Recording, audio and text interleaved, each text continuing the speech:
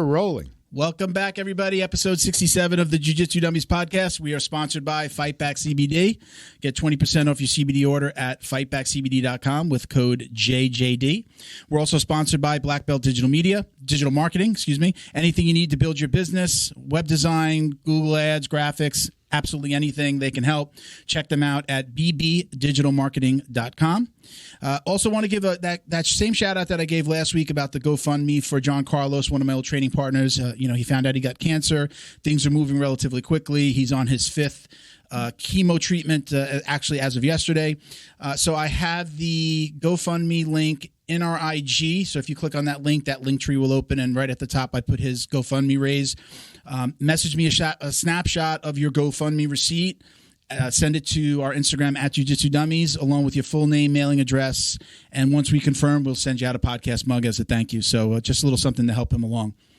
Last but not least, shout out to Hernandez Claims. George is a public adjuster who can help settle your commercial or residential insurance claim on your behalf. He will work with the insurance company to get you the most compensation possible, whether it's your business, your home, vandalism, he can help. So check them out at hernandezclaims.com. My name is Milton Campus. I'm a brown belt. I'm training out of South Florida. You can check me out on Instagram at Uncle Milty BJJ and at Jiu Jitsu Dummies. Bo behind the camera today. Yo. Miguel. Yo. Oh, you're not here, Miguel. Oh, that's right. Oh, wait a minute. No, Miguel is just on the, I guess his family's like on the final throes of COVID, but Saturdays aren't always the best for him. So he's just really tiny. You can't see him. He's there. Yeah. Say hello. We miniaturized him. All right. So we're going to jump right in today. Joining us today, we have Caio Terra. I always don't know when I say his name. Should I say it like I'm a Brazilian or say it like I'm a American with a bad accent? So joining us today is Caio Terra, black belt, multiple time IBJJF champ, Kristina Barlaan. Welcome, Kristina. Hello. How are you? Hey, thanks for having me. How do you say his name? I've heard you say it before, and you say it really nice. I say Caio Terra. Okay. But I say with an accent. You say it with the accent. You better say it with the accent. Do you still get to train with him a lot? Cool. Yeah. Well, yeah. I mean, I started with him when I was a white belt, and so starting up with him, then I left and then came back. So yeah, it's anytime training. That doesn't matter if back when I was a white belt, and even now it's I'm still a white belt. I know nothing. Yeah. I get that feeling a lot. I get that feeling a lot lately, especially between the holidays and now I've got an injury. I've been out for a couple weeks and now I'm just like, oh God, am I remembering everything? I know it's like a bike. Yeah. I'm going to get right back on it, but it's so lame. I don't say lame because it's cool, but it's we're only 6 months apart. He's only 6 months older than me. Yeah. But he's been a black belt for as long as I've been training, and there's literally nothing I can do to him, right? Yeah. He always has these injuries, and he'll tuck his hand in, and he'll and it's because he's not trying to be mean, maybe he's not trying to punk me, but he can't use the hand, so he'll tuck it in, and then he'll somehow sweep me without using his hands and submit me. Only using, what is okay. bullshit? So I have a really good story about that, and I really wish Miguel was here. And this is when I knew, number one, me and Miguel were going to be friends. And he stepped it up as a kind of jiu-jitsu practitioner. So my co-host who's not here, we were training one day, we were about to roll, and he's like, oh, my arm hurts. And he's a white belt. I'm probably purple at that time. And he sticks his hand into his belt and he's like, come on. And I'm like, dude, you're hurt. Take the round. He's like, no, let's go. And I was just like, all right. It wasn't really him trying to be tough. I'm going to kick your ass. It was just no, I want to train. He's fallen in love with jiu-jitsu as much as I have. And he just really wanted to train. So I tucked one hand into my belt and I said, okay, let's go. Then let's do this, just to kind of give him a fair. So ever since that moment, I always knew, I was just not only do I really respect this guy, but he really does love jiu-jitsu. And I think that happens to a lot of us. We just really fall in love, right? And we find our people, you're yeah, we're going to be friends now. I'm adopting you. You over there, not so much, but you, yeah, right? We're going to be buds. That's what I think what all upper belts do, right? Purple and up, we just find you're my white belt now. Yeah. I'm trying to do that with my producer Bo, but Bo does not train. We've been trying to get him to train, but he does not train. I told him I'd love for him to be my first white belt. I just do video. Whoa, I just do video. And his personality, he's totally got that chill Brazilian surfer, mentality. I don't think he realizes how much he's going to love it when he eventually get him on the mat. Dude. Bo, we'll just stick a camera onto your head and then you can record while you're rolling. Funny enough, we've talked about that. I'm like, let's get you on the mat and let's just document it right from the beginning, like the first day, that you're on the mat. I've got some mats in my garage at home, and we're going to be filming just like some little videos and TikTok stuff. It's in the wrong context. That you should not say that to anybody. I got some mats in my garage and we can film some video. I call it my torture chamber. My pleasure room. It's like great. What is that? The movie? 50 whatever shades of gray. Shades of Grey. And then he comes and picks me up in a van with no windows. You can wear that special outfit you like. Wow. Delay response. Whoa. He does look good in those real short shorts. When you cut the jean shorts really short, we have to cut this off now. Anyway, I don't even know what we call it his no-gi. like. I'm trying to imagine the bow. His no-gi outfit. Let's go back again. So how often do you get to train with Caio? Are you a professor in one of his gyms still, right? I think I've seen you out in front of one of the gyms doing one of your dances, which we'll talk about. Yeah. So currently right now, like I'm actually making the move to Florida, to like this Panhandle area, to northwestern tip, right? So I'm very far from you. Everyone's like, I'm gonna be in Florida. I'm gonna go visit you. I'm like, what part of Florida? They're like Miami. I'm like, yeah, that's like 10 hours away, like a drive.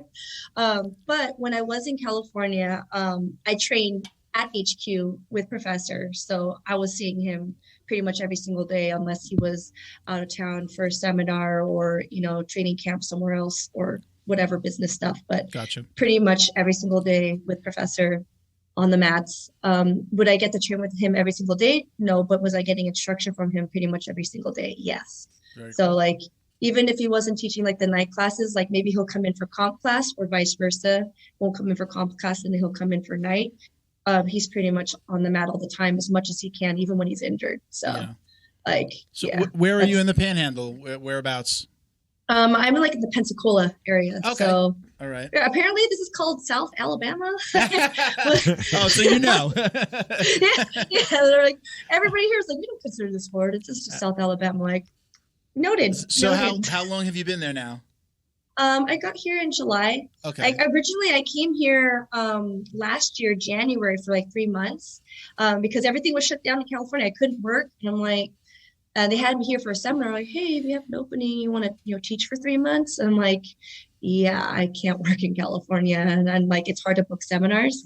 So then they like me and they're like, hey, stay longer. I'm like, I got to go back. I got to get my second degree. I got to, do stuff with my professor and seminars, and like, okay, come back. And then, so I did. And then they're like, hey, what about staying? I'm like, that sounds like a good idea. I think I'm going to stay. Yeah. Is this just like, is it strictly because of COVID? Do you feel like you'll go back, or is this a permanent move? I think this is going to be a permanent move. I got a good setup here. I have a really good co-head professor teaching position, and it's a slower pace. Like when I'm training over there with Professor over at HQ, it's like at least 2 to 3 times a day, 5 days a week. Training on the mat, and then and it's all focused on me. And there's a lot of commuting. Like I don't know how it is in Miami, but in Northern California, it's like you're spending at least an hour, 2 hours in your car just commuting alone. I've heard about every single day. What's that major highway that everybody complains about? I don't know California. The 5, the 205. There's like that one major highway that's always like a parking lot, or is that everything? Okay, so yeah, it depends. So Southern California is way different from Northern California, right? So I'm not too sure what it is. I think it's like the 405 or whatever. Okay. But in the northern, like San Francisco area, it's like there's ways you can avoid it, but no matter what, it's either you're like 680 or 101 or 580 and then just that area in general is super congested because like that's like Silicon Valley, like all the techies have taken over and and so it's a good deal here, like steady solid pay to do jiu-jitsu and only focus on jiu-jitsu, and then I get to get my students to be better, which like is also super rewarding. Like that's the satisfying part. That's the part. Yes, dude. I traveled, I've competed, and that's all cool. I can say that I did it, right? But now I'm like, I'm getting old. I'm like an old lady. You know, I look young, but like jiu-jitsu and like my actual age, they've like aged me to like 60, 70. Yes. My joints are like, please slow down. Yeah, that's. I sometimes I feel guilty that I haven't like exposed. I'll do quote unquote exposed jiu-jitsu a little bit more. Like, this shit is hard on the body. You know, like when a parent asks me about jiu-jitsu or like, hey, should I get my kid into martial arts? And I'm like, rah, rah, rah. I don't do a good enough job of being like, listen, you know, 5 days a week is a lot. If they want to be a pro or they want to compete, okay, you got to do it. But don't forget about the recovery side. Like, I don't think that we talk about that enough. I'm 48. So I'm like, again, no way. Like I think I pulled a groin muscle and I'm like, could barely like move my leg without having like help it with my in certain positions. And we were doing like a guard passing series. So I just got hurt by being a good partner. Like, I was just using my legs, keep them away. And we were just kind of shrimping. And I was just like, yeah, something just happened there. And I kept on like an idiot. I kept on training. And now I've been out for, this is going to be 2 weeks. And I'm like, it's not getting better. But yeah, I don't think that, you know, it's hard to be a coach and then tell like people don't train so much, you know, or hey, take the day off and go recovery. They want you in, they want the belts on the mat. And I understand that as a business person. But I don't think that we do a good enough job as a community of being like, even the kids have to recover. They should be getting, you know, maybe going to chiropractors and getting adjustments and getting massages even, you know, and ice and heat and all the other things that you got to do. Like, you need to be doing that. Or in your 20s, you're going to feel like you're 50 and it's going to be really bad for you. And then you're going to have to stop. Yeah, like, I mean, I started jiu-jitsu when I was 21 and like I'm turning 36 this year, you know, like I'm 35, turning 36 and like, and I'm feeling like, man, I can go, you know, especially when I was competing and like, even like my first year at black belt, that was like, I turned 30. So that's like, technically I qualified for masters my first year at black belt. I'm like, man, I'm like going against these like 20-year-old somethings, or like they've been training since they were like teenagers or kids. And I'm like, and I have to keep up with them. And I'm like grinding, like, you know, at that time it was like more like 3 to 4 times training a day, you know, like train in the morning, then you get like strength and conditioning, then you got comp class, then you got night class, you know, and then all while doing this, you're still trying to pay the bills, right? Like teaching classes all over the place. And then like, man, I was just like a knucklehead, you know, and like, yeah, you're going to start feeling it, you know, in your 30s. I'm like, nah, I'm good. And then literally in my 30s, it's like, you know, like, oh, damn, that happened a little quicker than I thought it would. It's you know? overnight. Like, it's an overnight thing. It just. Yeah. So now I wake up with like all these like, oh man, my knee's hurting. And then, you know, everyone's like, well, what'd you do? You know, I'm like, I woke up. Yeah. I got out of bed. Sadly, that's exactly how it is. It's just like, hey, I woke up this morning, and my wife's laying next to me, and I said, "Did you hear me scream last night?" And she goes, "What?" She goes, "What?" I had gotten up to go to the bathroom, and when I laid back down, just the way I got back into the bed, I hurt that leg, and I had to. It hurt that bad. I could walk around. I could even. I'm fine. But if I move it a certain way, it's just like out. Like something is just injured there. And she's like, "No, I didn't hear you." But she started to laugh just like that. She's like, "Are you kidding me?" I'm like, "Yes." She's like, "You're just getting so freaking old." Like, what kind of question was that? Like, I don't know how to approach this. Like, did you hear me scream last night? I'm like, is this a trick question? Was it like a scary scream or Halloween scream? No, it was like agony. But I mean, again, you know, I started right before my 41st birthday. So if I'm 48 now. So it's you know, again, it's hard to tell somebody like, don't train. I don't think it's really like you need to tell them not to train. You just have to tell them to be conscious of your body. Your body has a way of telling you, hey, slow this thing down. Don't do this thing. And we just tend not to listen. And I didn't listen. I knew something was like something was up there. And then I guess I aggravated it. And now I'm going to be out. This goes for working out. This goes for any kind of working out or sport.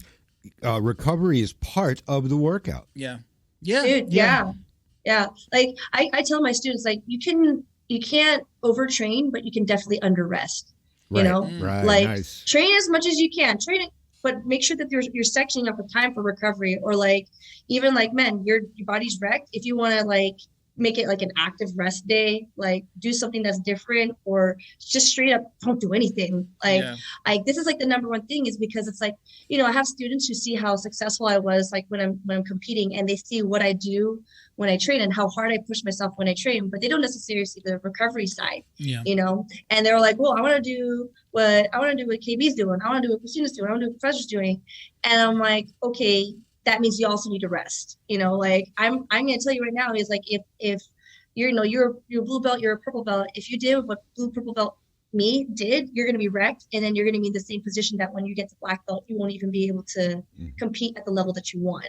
And you're still young. So like, take your rest days, like don't do like 4 in a day. And like by the last training session of the day, you're like trying to push yourself through it, and you're like not even there mentally. Because then it doesn't do you any good. You're going to get hurt. You're not learning anything. You're not helping your training partners either. Like, just take that hour off, get a little bit more rest. So get a massage, get some salt, whatever, pop an ibuprofen, drink some water, and, you know, come back tomorrow. Like, the mats aren't going anywhere, and you're not going to get better in that 1 hour. You know, like, there's a page that I follow. It's Students of BJJ. He's got a good following, and he puts out a lot of memes. And he's been doing just this series of just like kind of reality checks for jiu-jitsu. And he's like, oh, you started jiu-jitsu. Just know that ibuprofen's your new best friend. Something along those lines. And I'm like, yeah, absolutely, man. I discovered ibuprofen after my very first competition. I just completely killed myself. I was just like, wow, I just went too hard. I didn't understand how to like kind of conserve a little bit of energy for the, you know, the next match. And literally, when I was on my way home, I was like, babe, we got to stop and get some ibuprofen. And we stopped at the supermarket. I even took like, I had I did double gold as a white belt. So I was always very proud of that. And I was only training for about 6 months. And I took a picture of the medals, my belt, and the ibuprofen. And I posted that day. I was just like, yeah, it's a good, you know what, it's a great day. And put then that on the mantle in your living room. Like, these medals made possible by ibuprofen. So do you? I have a friend that says, hey, do you eat your own dog food? Do you take your own advice about the recovery? Like, talk to us about what you do for recovery. 100%. You know, again, especially like when I was younger, I was a knucklehead. I didn't take it too seriously, and then same thing, like I'm trying to be a good partner. I'm not even training part, you know, they're just drilling the technique. And then I strained my SI joint, you know, just playing on top. And like, I was like, oh, you know, and I'm like, oh, I'll just sleep it up. And then like the next day I couldn't get out of bed. I'm like, oh, I should be fine. I kept trying to train, and like, no, I strained my SI joint. And like, since then it's like, it's chronic pain. That was when I was a purple belt, like 2011. Right. So now, you know, 11 years later, and it still haunts me. And it's like, man, if I had known better, and also along with the recovery too, keep this in mind too, is also like making sure that your mental game is on point too, because a lot of times it's like, if we're driven to perfection, and if we're driven to like, no, I need to do this because somebody else is working harder, even when you feel your limitations, like, dude, I need to take a break, your brain will be like, but somebody else is training harder. Somebody else isn't taking a rest days. Somebody else is, right? So it's like, it was a two things. So part of my recovery is, one, like, if I need to take a day off, I need to take a day off. If I feel like, okay, I can't do certain positions, all right, I'm going to drill, and we're going to stay active and like really, really stick to it. You know, like, all right, I'm going to train hard Monday through Friday, and then maybe some light rolls on the weekend, or no rolls at all. Like, depending on like if I have a camp going on, or if it's just, you know, maintenance training, right? Like, if I had a camp going on, and for sure, like, I have a tournament, I'm going to take those weekends very, very seriously, because again, we're doing 2 to 3 sessions, 5 days a week, and like not that much rest in, and you know, that 2 hours of that session is comp training, and that's super hard on the body. Like, get your recovery in. Do the strength and conditioning too. Not everything has to be jiu-jitsu, although jiu-jitsu is the best way to get better at jiu-jitsu. But if you're thinking about competing, make sure that your muscles are doing the right thing, you know, like, don't try to compensate, you know, like with bad movement, right? Like, learn how your body works. You need to also just be in tune. Take CBD, Epsom salt baths, magnesium. I supplement like collagen, protein and BCAAs, were like part of the regular regimen, and it's a good diet and staying hydrated, right? I feel like a lot of things can be solved preemptively. And then once you're hurt, that's when it gets even worse, right? You're like more likely to throw yourself at the wall. And like, that's the time that you really need to kind of stay off a little bit and then know your limitations. So 100%, especially as I got older, I feel like younger me probably wouldn't listen, but older me is just like, no, don't do that stupid, dumb stuff. Right. I know for me, I've talked about this a lot recently on the show, is I feel better when I'm lifting weights. And it's not, I don't have to be lifting real heavy weights, but between lifting weights and because if I do like one day of jiu-jitsu, Monday jiu-jitsu, Tuesday workout, Wednesday jiu-jitsu, Thursday, our school doesn't have a Friday adults class. So if I can just get Monday to jiu-jitsu Monday and Wednesday, and Tuesday and Thursday, I'm working out with weights. Again, usually light, nothing crazy. I feel like, number one, I'm better at my jiu-jitsu. Obviously, I'm stronger. I'm 240 plus. So I'm already a big guy. So now I feel stronger against, we do have a lot of other big guys my size and heavier. And my body, I feel like I recover better. My recovery's better now. I've went back and forth on this. Is it just because I'm making my muscles stronger, or it's because I have forced myself to take a break between my jiu-jitsu? Now, we do open mats on Saturdays and Sundays, so on a good week, I'll do Monday, Wednesday, at very least Saturday, sometimes Saturday and Sunday. But I just feel like I recover better, my jiu-jitsu's better, and again, been going back and forth on it. It's because I'm like making myself rest a little bit and not doing the jiu-jitsu that, I'm not getting beat up and I'm not getting out of bed, so sore in the morning. So I do feel better. What's your take on lifting weights and doing stuff like that outside of the gym? Yeah, I mean, I'm really big on functional strength. Like, again, you don't even need to lift heavy. I do feel like you should have at least one weight training session where it's just, strength based, but a majority of your stuff should be functional. Like, I personally am never going to bench press anybody off of me. Right. But I do like functional stuff where I'm learning how to engaging the right muscles. So like, my arms are not big and strong. They look good. Like, they're all cut up. I'm like, hey, for the gram, right? See it right through the sweater. Yeah, you're so big and strong. And I'm like, I don't use my arms. And I'm using all this back here. And all that is like, when I have like the weights, right? Then you learn how like, okay, I can't just yank stuff. I have to engage everything properly. And then it makes it easier for me to, when I'm learning a technique or when I'm having to engage myself in the technique, I'm like, okay, I can feel what part of my muscles are working. And so now I know, like, I'm not forcing and I'm not using strength to make this position work. I'm literally stabilizing myself, and I'm less likely to get injured too in the training, right? So there's more stability on my joints. And I do believe that, the recovery is going to be a little bit better. I feel like better blood flow means, you're more likely to recover. And then, when you feel that soreness, it's definitely a good check for like, all right, maybe not take it as hard today. And you can get a good workout, especially with jiu-jitsu, without having to necessarily go crazy hard rounds all the time. So like on a day that you lifted a little bit heavier and your muscles are fatigued, that's a really good opportunity to not use strength in your training, but to actually really focus on doing the technique because your muscles are tired. Yeah. So even that aspect of weight training will force you to think differently. At the school that you're at now, are you teaching kids and adults? Are you doing both classes? Yeah. I'm teaching everybody. And here's the thing, like the school that I'm teaching at it's a smaller school. This is a very family oriented area. A lot of military families here, right? So you got the naval base, and I believe there's some Marines in the area too, if I'm not mistaken.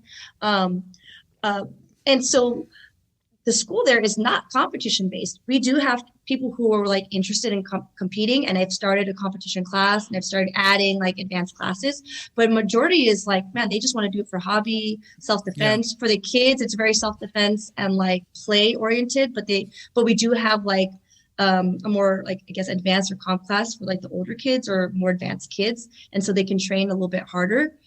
But overall, it's definitely more relaxed. So I kind of want them to start training a little harder. It's like, just as far as like, hey, you know, you can push yourself a little bit more. Like, don't be afraid to like, you know, I feel like they want to stop a little too short because I guess they don't know like their limits yet. Right. Yeah. And I guess, and not everybody knows to test it. So like, little by little, I'm trying to get them to amp up. Okay, try roll one more round.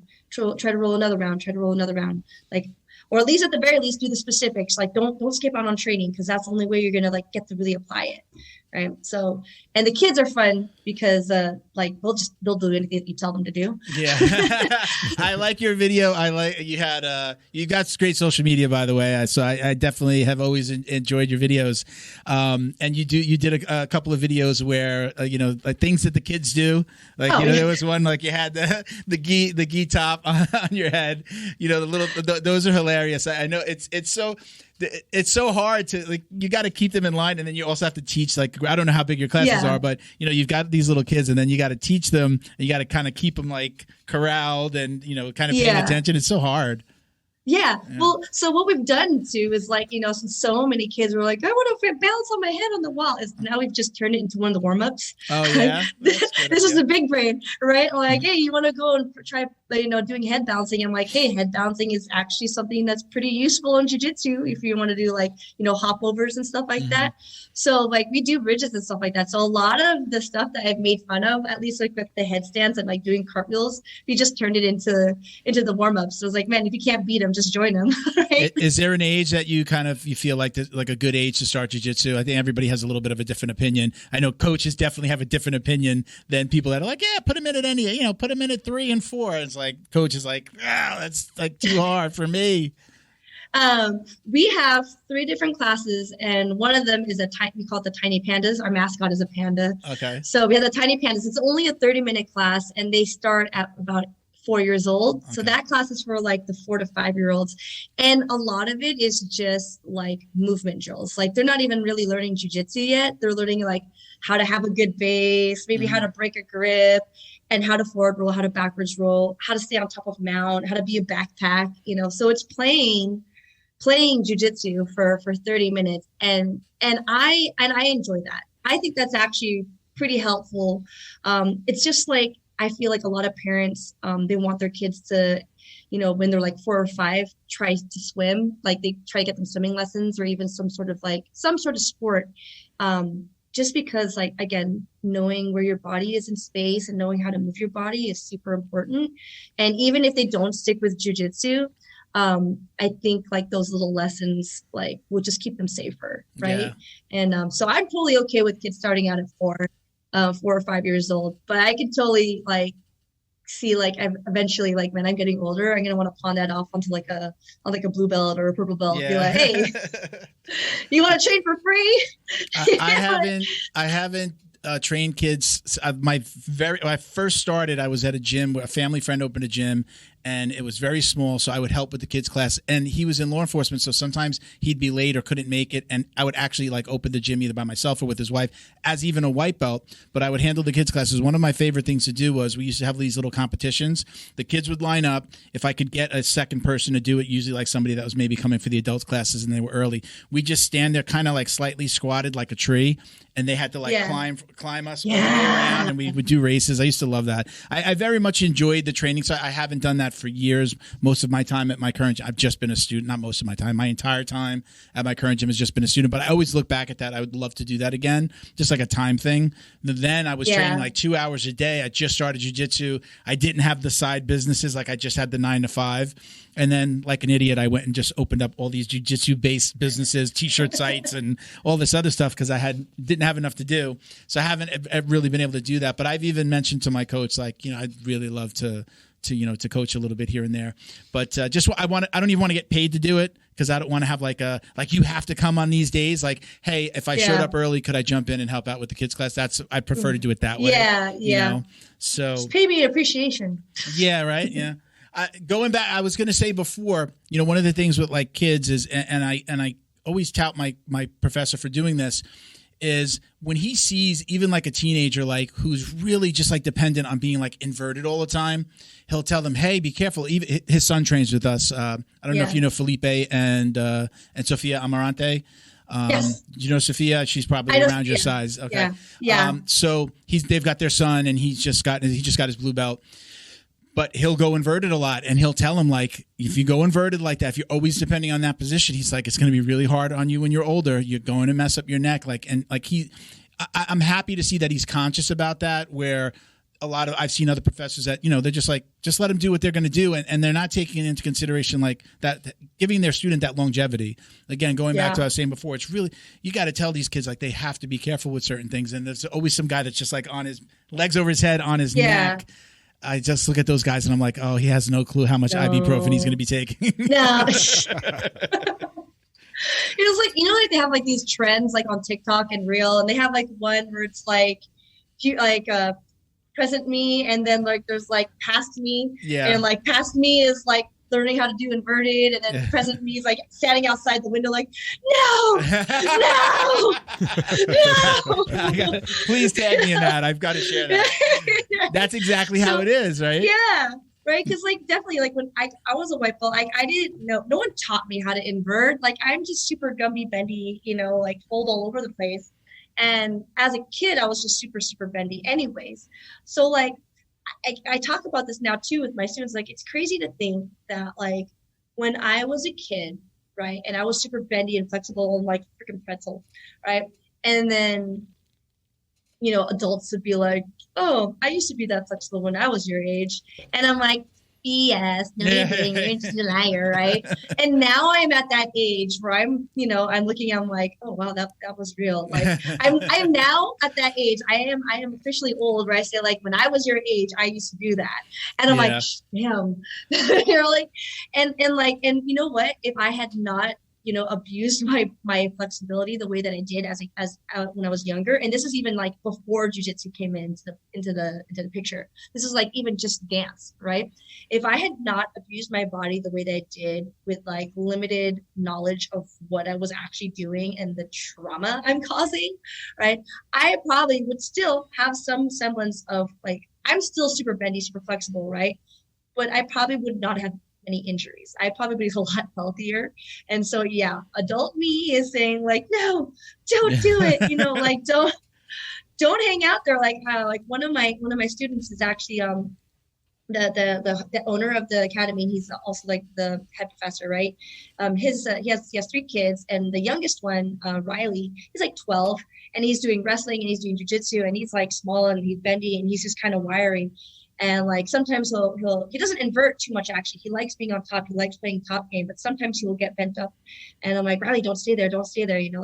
Don't hang out on your neck too long, And you're like, oh, I do bridges. I'm like, yeah, just if you can avoid it. Just send him that meme. There. Send him that meme. Yes, don't get there. Yeah. Trust me, you'll know what I'm talking about when you hit 30. I know you're a long ways from there. Yeah. But like, you want to do this forever, just chill, right? It's like breaking It's like breaking your leg really slowly. Yeah, takes 20 years. Yes, it takes 20 years to break your leg. That's a good analogy. That really is. Were you an athlete as a kid, Kristina? Were you somebody? I know I've heard you mention dance a little bit, but were you an athlete growing up? No. The first time anyone called me athletic was when I was like 22 or 23 years old, and that was when I was doing jiu-jitsu, because I was classically trained in like ballet and jazz. Okay. I started off at age 5 with like Filipino folk dancing, and then like the next 8 years, once ballet and jazz came in, it was like all classically trained into that. And then once like I kind of phased out of that, which is kind of like, I don't know, there's like a lot of politics and drama in like the ballet scene. I was like, man, I don't really want to deal with this. Like, I love dancing. I've seen Dance Moms. My wife has made me watch Dance Moms. I get it. Yeah, I don't want to deal with that, And then eventually I picked up like street style. So like I started breakdancing, and that's when more of like the, again, damage to my body that I didn't know that I was doing, like smashing my knee on concrete, like, this is fine, I'm bendy, right? So yeah, but even then, like I got bullied. I was like, yeah, I got bullied. They were like, oh, you do that sissy ballet stuff. And I'm like, this stuff is really hard. This is like really, really hard. And like, oh no, just back then, dance just didn't have the same amount of respect that I feel like it has now. Like I feel like it's super respected now, like it's especially with social media, and you have all like these competitions where like it's actually kind of cool. But back then it was like, you're lame, you know? Yeah. So no one called me athletic. I wasn't good at any sports. Like if it required me to get a ball into a goal, forget about it. If there was no physical contact, I wasn't going to be good at it. Like I loved playing football at like middle school, but that was just because I was a rough child. Like I was a kid that if there was any one kid that needed to be put into a martial art or any type of contact sport, it was me. And my mom's like, oh, Annette, girls don't do that kind of stuff there. You have to be a lady. You don't beard up like Gordon. Who's going to marry you if you're ugly because you break your nose? You know, something like, or you break your neck, then you're dead. Then voila, no more you're dead. Right. So I wasn't able to like do sports growing up. Like I think the closest was I did like one little season of like basketball in the 3rd grade, and I only did it because my best friend at the time was doing it, and whatever she did I wanted to do, but I couldn't get the ball anywhere. They're like, pass the ball, and I'd like throw it out of bounds. I'm like shoot it, and then like here's the hoop, and it's like off to the side, and like I didn't have coordination, but if I had my hands on somebody all day. So no. Do you think long story short, has dance helped you at all? Like, you know, I mean, like we know like wrestling, like I wrestled like for 2 years in junior high and I wasn't very good, but I use wrestling moves. I'm like, oh, I can use this here. And I use cradles on people and use my forehead to tip them over. Like I just do these little things. Is there anything from dance that's helped you in jiu-jitsu? 100%. Like, I mean, like even if you come into a class with me, like everything is somehow, I bring it back to dance. Or I don't know if you've seen any of my videos of me warming up right before competing. I'm dancing. I see the physically fit. But like I dance right before I get onto the mat. I'm also dancing too. Like, oh yeah. In competitions, in my head. I actually wrote that down. I wrote that down to talk to you about because I saw that video a couple of years ago, probably. There's one, I think there's a famous one where you're just going off on the side of the mat, and I didn't realize it till after we booked the podcast. I'm like, oh, that's Chris. Oh my God, that's her. Because I think I saw another one of like people get you on the sidelines. You've got your phone going or your headset on, and you're dancing off the side of the mat. Yeah, that's part of like my thing, and so like. One, like when it comes to competition, like I've been in performing arts since I was 5. So when I dance, that already pulls me into the mind, like I'm about to perform, right? Doesn't matter that there's people in front of me or that I have to do something, like I'm about to perform. So like music and dancing just gets me into that zone. Now on the training aspect, it's like the coordination, the timing, the rhythm. Like when I teach takedowns or when I teach like passing, I always say like there's a very specific feel and there's a very specific rhythm. And if you're off rhythm, you're going to have a hard time with this move. So you kind of have to practice, like even when I practice the drills of like reps, like bop, bop, bop, like you're like, oh, it's like you're dancing. Like, yeah. And like we joke about it, like, but you kind of are. It helps to have that coordination because then you don't have to work as hard or you have to compensate as much with like trying to like force the position because you just know how to place yourself there, or even just how to coordinate your body. Like if I tell you to put your leg a certain way, or someone tells me put your foot here, put your right foot here, I'm not like other, like when you get Napoleon Dynamite, grab me with your hand, no your other hand, no my other hand, like right. So dance has definitely helped. And then when I was a white belt, and that was when people knew that I was breakdancing, they're like, you keep doing that breakdancing back spinny stuff that you're doing, like when I would invert, that's what you were talking about. I was inverting to recover my guard, and I didn't know that I was doing, but it was like this little like backspin thing. Yeah. And they're like, "Why are you breakdancing?" I'm like, "I'm not. I just don't want you to pass my guard." I think breakdancers like it's it's Gio Martinez. It's capoeira. That's all it is. Breakdancing is capoeira with some robotic stuff. You can kind of look at that like that. I'm sure there's some aspects of breakdancing. And modern dance is jiu-jitsu without the fighting moves. Yep. Yes. Right. Cool story about Gio. We actually used to dance with each other back when we were like in high school. Oh, really? That's awesome. Yeah. So like we knew each other when we were in high school, and like so his crew was in Southern California, and they're called Freak Show, right? And then my crew was in Northern California, and we're DSD1. So for a while we had like a cool little like friendship where we're like, hey, you know, like let's enter like battles together. And then somewhere along the way, I don't know what happened, but then it turned into like beef. Yeah. And so then like it was like my crew versus your crew, and like, you know, and then we go to these like big tournaments, and they're like, hey, like calling you out. I'm like, and I'm just are these dance tournaments you're saying, or yes, like dance tournaments? So did jiu-jitsu jiu-jitsu came for both of you after that? Do you know if he was doing jiu-jitsu before? Like, so like, so you guys knew each other before the jiu-jitsu scene. Yes, that's crazy. That's what's crazy. Yeah. Like we knew each other through big dancing, and then I didn't even know what jiu-jitsu was. I'm pretty sure he didn't know what jiu-jitsu was, you know, like what we were like 17, you know, or whatever. And 17, 18 at the time. Yeah, that was like junior, senior year. Anyways.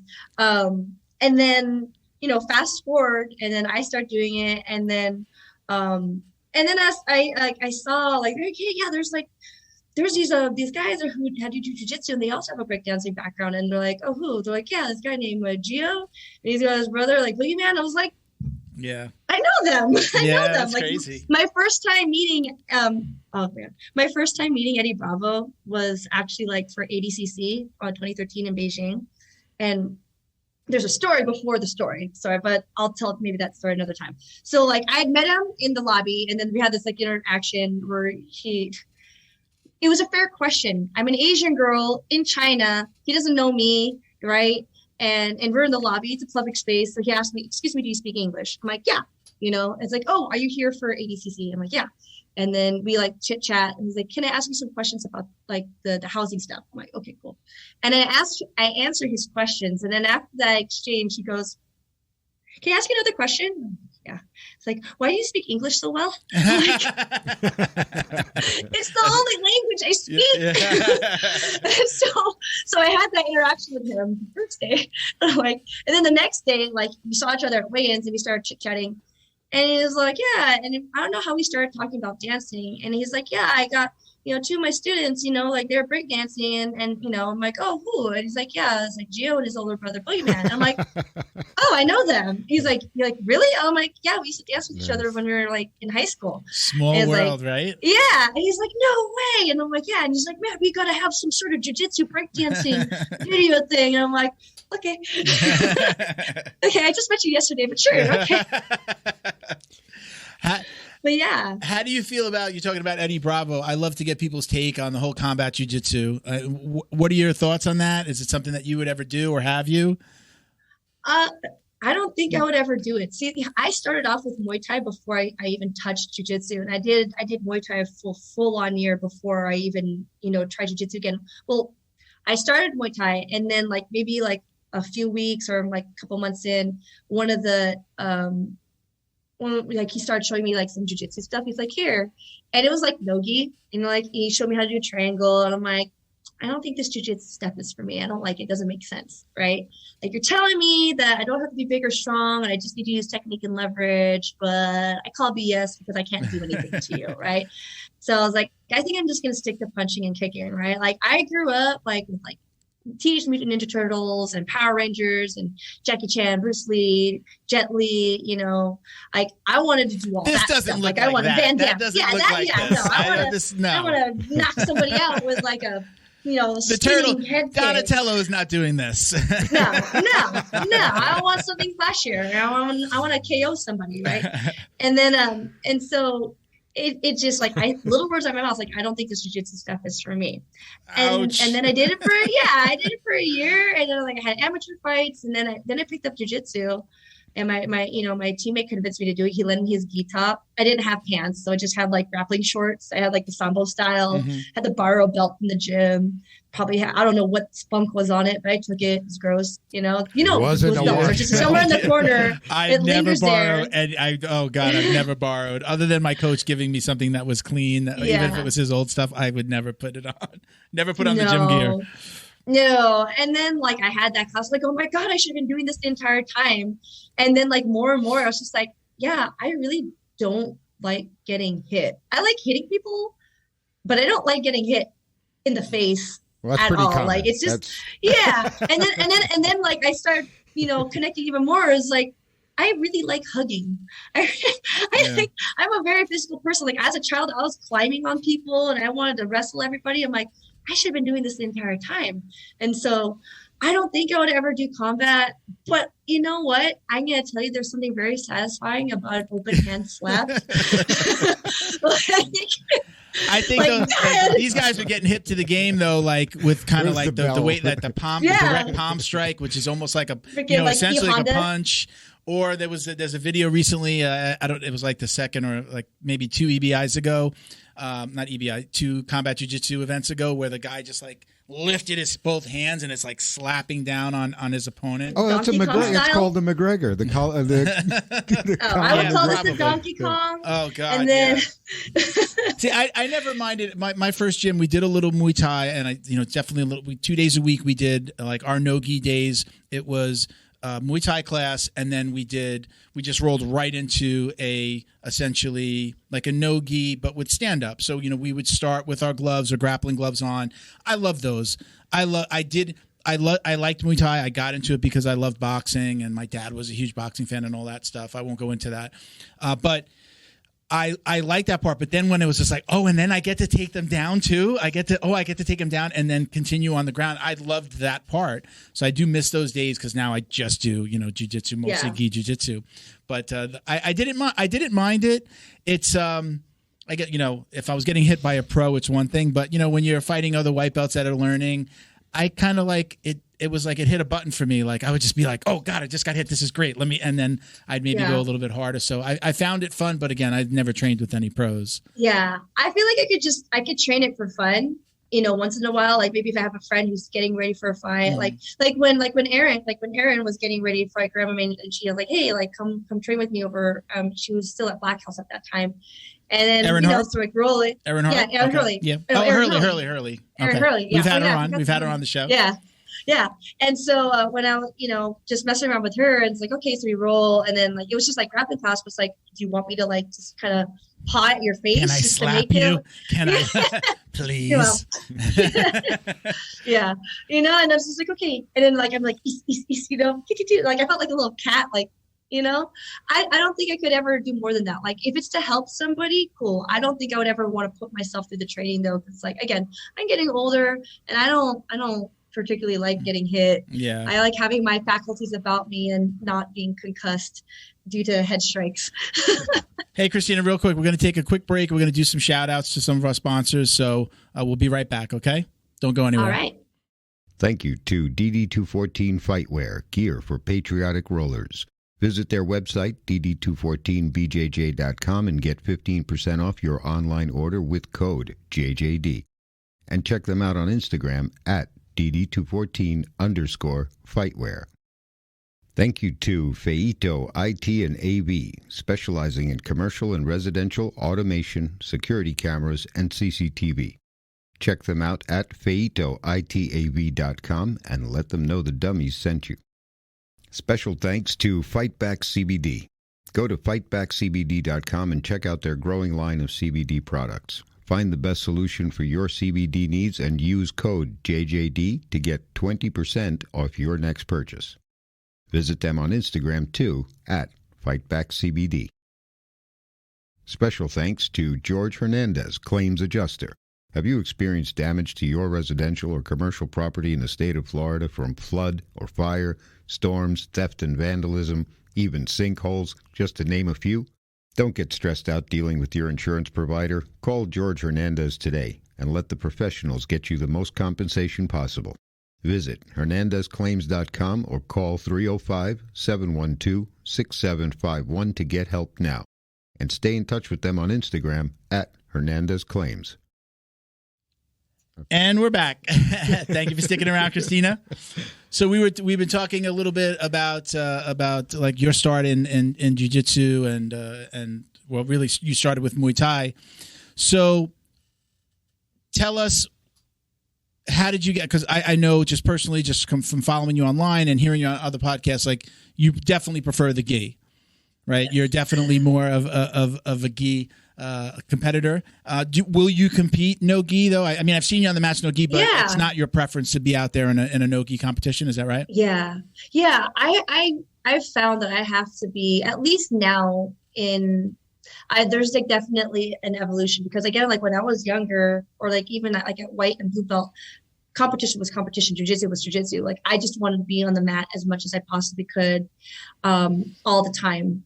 And then, but it was kind of hard, like at the bigger tournaments, especially as like a blue belt for no-gi, because at that point they still had blue and purple belts together for IBJJF. And then so I was like, man, this is kind of hard. Like, couldn't test myself realistically. And then like, as I got further more, I was like, I guess lost my love for no-gi as much. And I think that's just because I had like, when I was in teams, when I was in Arizona too, like school was very like gi heavy, gi lovers. And like, we did have no-gi. I think we had it like twice a week, and I would do it just because I wanted to train. But like, as I started competing, I guess I had a lot of negative experiences attached to no-gi competitions as opposed to like the gi, right? The gi always felt safe. It always felt like that's why I started. And when I had all these like negative experiences, and not necessarily due to jiu-jitsu, it could have been other stuff too. And it just so happened that it was, forcing myself and pushing myself to do these like no-gi tournaments.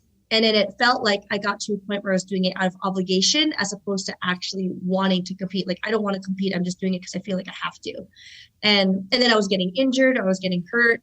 It was hard to get through the training. It was hard, like getting through like the losses too, like, man, like I know I'm better than this, but like having that huge mental block there. So I kind of like made this agreement with myself that was like, unless I am mentally prepared and okay to handle like the training and like everything about like going to a no-gi competition, I'm not going to force myself to do it. Right. And I feel like I've gotten that to that point with jiu-jitsu. It doesn't matter gi or no-gi, but particularly no-gi. Like I can't force myself to do anything. I am more likely to get hurt in no-gi training than I am in gi training, just because the lack of grips, it's a lot faster. I also feel like I have less training partners no-gi because just not having the gi makes it harder to work with people who are bigger and stronger, right? At least training realistically. I don't ever want to take away from someone else's training, even though I know I have a lot to offer, but I can't offer a certain amount of pressure. And I also know that person is going to be considerate. They're not going to try to hurt me. They have to work differently, but at some point it's like, I feel like, man, like I just can't keep up. Either I'm in pain or, it's just not following through. And then having that mindset, like, man, today was more of like an L today. Like, even though I know that there's definite wins, it wears on you mentally, and then it starts showing physically, and then it starts manifesting. And then you get to the day of the tournament. Like I've had, like the last time that I competed at Worlds, no-gi, I had 2 panic attacks that day. One of them being right before I stepped onto the mat. And I'm like, this sucks. Right. Yeah. And granted, like there's a lot of stuff going on, and I'm like, man, I associate so much of stepping on to compete no-gi with that panic attack, even though it's like, it's not happening, but like I'm freaking out, and there's absolutely no reason for me to be, other than my nervous system is just shot. So, can I train no-gi and prepare for a tournament for as long as I'm in the right mindset and I know I'm just going to have fun and there's no pressure behind it? Yes, absolutely. I absolutely do love training no-gi, but I just have to be training for the right reason. Because if I'm just training because I feel obligated, no, I don't have fun. I get hurt, and I don't feel like I'm a good person to be around if I'm not in the right headspace. Because then that just, people can feel that energy, and your training partners and your students and like they deserve better than that. At least I feel. But nowadays it's a lot more positive. I have a lot more respect for the gi as I get older, because I can control the pace with the gi more. Just the fact that I can grab somebody's leg, grab their pant, grab a collar. I can control the pace, especially if I'm injured or my cardio is sucking right now, which is almost always. I can control the pace, and I can and because I'm usually a bigger guy, especially in my gym, I know that I can control the pace of the faster guys, of the younger, faster guys. And then there's like, and those guys that they do love to train no gi, they're like, hey, how come I can't move into this position? Because I have your gi right here. I've got your collar around the back. You can't know you're not going that way. So I do love that aspect of it. And as I get older again, I'm learning to respect it even more and more. That's so funny that you say that, like, you as a bigger guy, like using the gi and the lapels to slow down people who are like smaller and faster. And then me as a smaller, not strong person, like using the lapel on people who are bigger than me so I can attach like one of my students today was like, yeah, I'm just like some sort of evil backpack. like she got my lapel and I thought I could, it's like he was trying to explain this to like a purple belt. This guy was a brown belt. He's like, me and my friends, I'm actually gonna have dinner with him and his girlfriend tonight. And like, he's like, yeah, like one of my first times rolling with her. I was like, oh, okay, well, she's smaller. I'm like, all right, And then she attached like an evil backpack. And I was like, oh no. And then I tried throwing her off, and I couldn't, and it made the choke worse. And it's like, that's what I absolutely love about the gi is that it enables everybody to be on the same level. Like, doesn't matter if like you're bigger and you want to slow down someone who's smaller and faster. It doesn't matter if you're smaller and you want to use that as a form of like leverage or attachment so that you don't have to use as much strength or you're not getting ragdoll all over the place. Like we can play the same game, but we can approach it very differently, all just because of the gi. And there's like so much creativity with that too. Like granted, there's a lot of creativity in no-gi too, right? Absolutely. But I feel like there's just even more opportunities because of the lapel, right? I mean, people are just inventing stuff all the time, and they're like, hey, what if I just put it over here? Or what if I, So it seemed like when I said as a bigger guy that I like that, it seemed odd to you, right? You're saying it's like, oh, it's kind of odd to hear a big guy talk. Like most of the time we're going to talk about like smash and pass. So there's a very specific reason, at least for me, for that is because there are some large men my size and bigger in my gym right now. I've had others come and go, but I'm probably the one that's lasted the longest, at Brown. I've been at my school since blue. But there's a very specific reason, because most of the people that I roll with are usually smaller or have less experience. I'm almost always going to pull guard on them. Because it's number one, it's no fun for me to just smash and lay on top of them. Yeah. And it's no fun for them. And I'm somebody who, as a business owner, I do understand the business of jiu-jitsu, and that if I'm beating up everybody that comes through that door, I'm not helping my coach build his business, because then they're not learning. Plus, then you're the gym asshole, because then you're just always the guy that just smashes the little guys or the less experienced guys. So my mindset is very much different. I'm going to, with this particular person, I'm going to work on my defense, and I'm going to pull them on top of me. So I'm going to let them come. And I'm not going to just let them do whatever they want. I'm going to work my defensive tactics. But if it's a bigger guy, there's a guy in my gym right now that's 300 pounds, and he lost 40 pounds doing jiu-jitsu.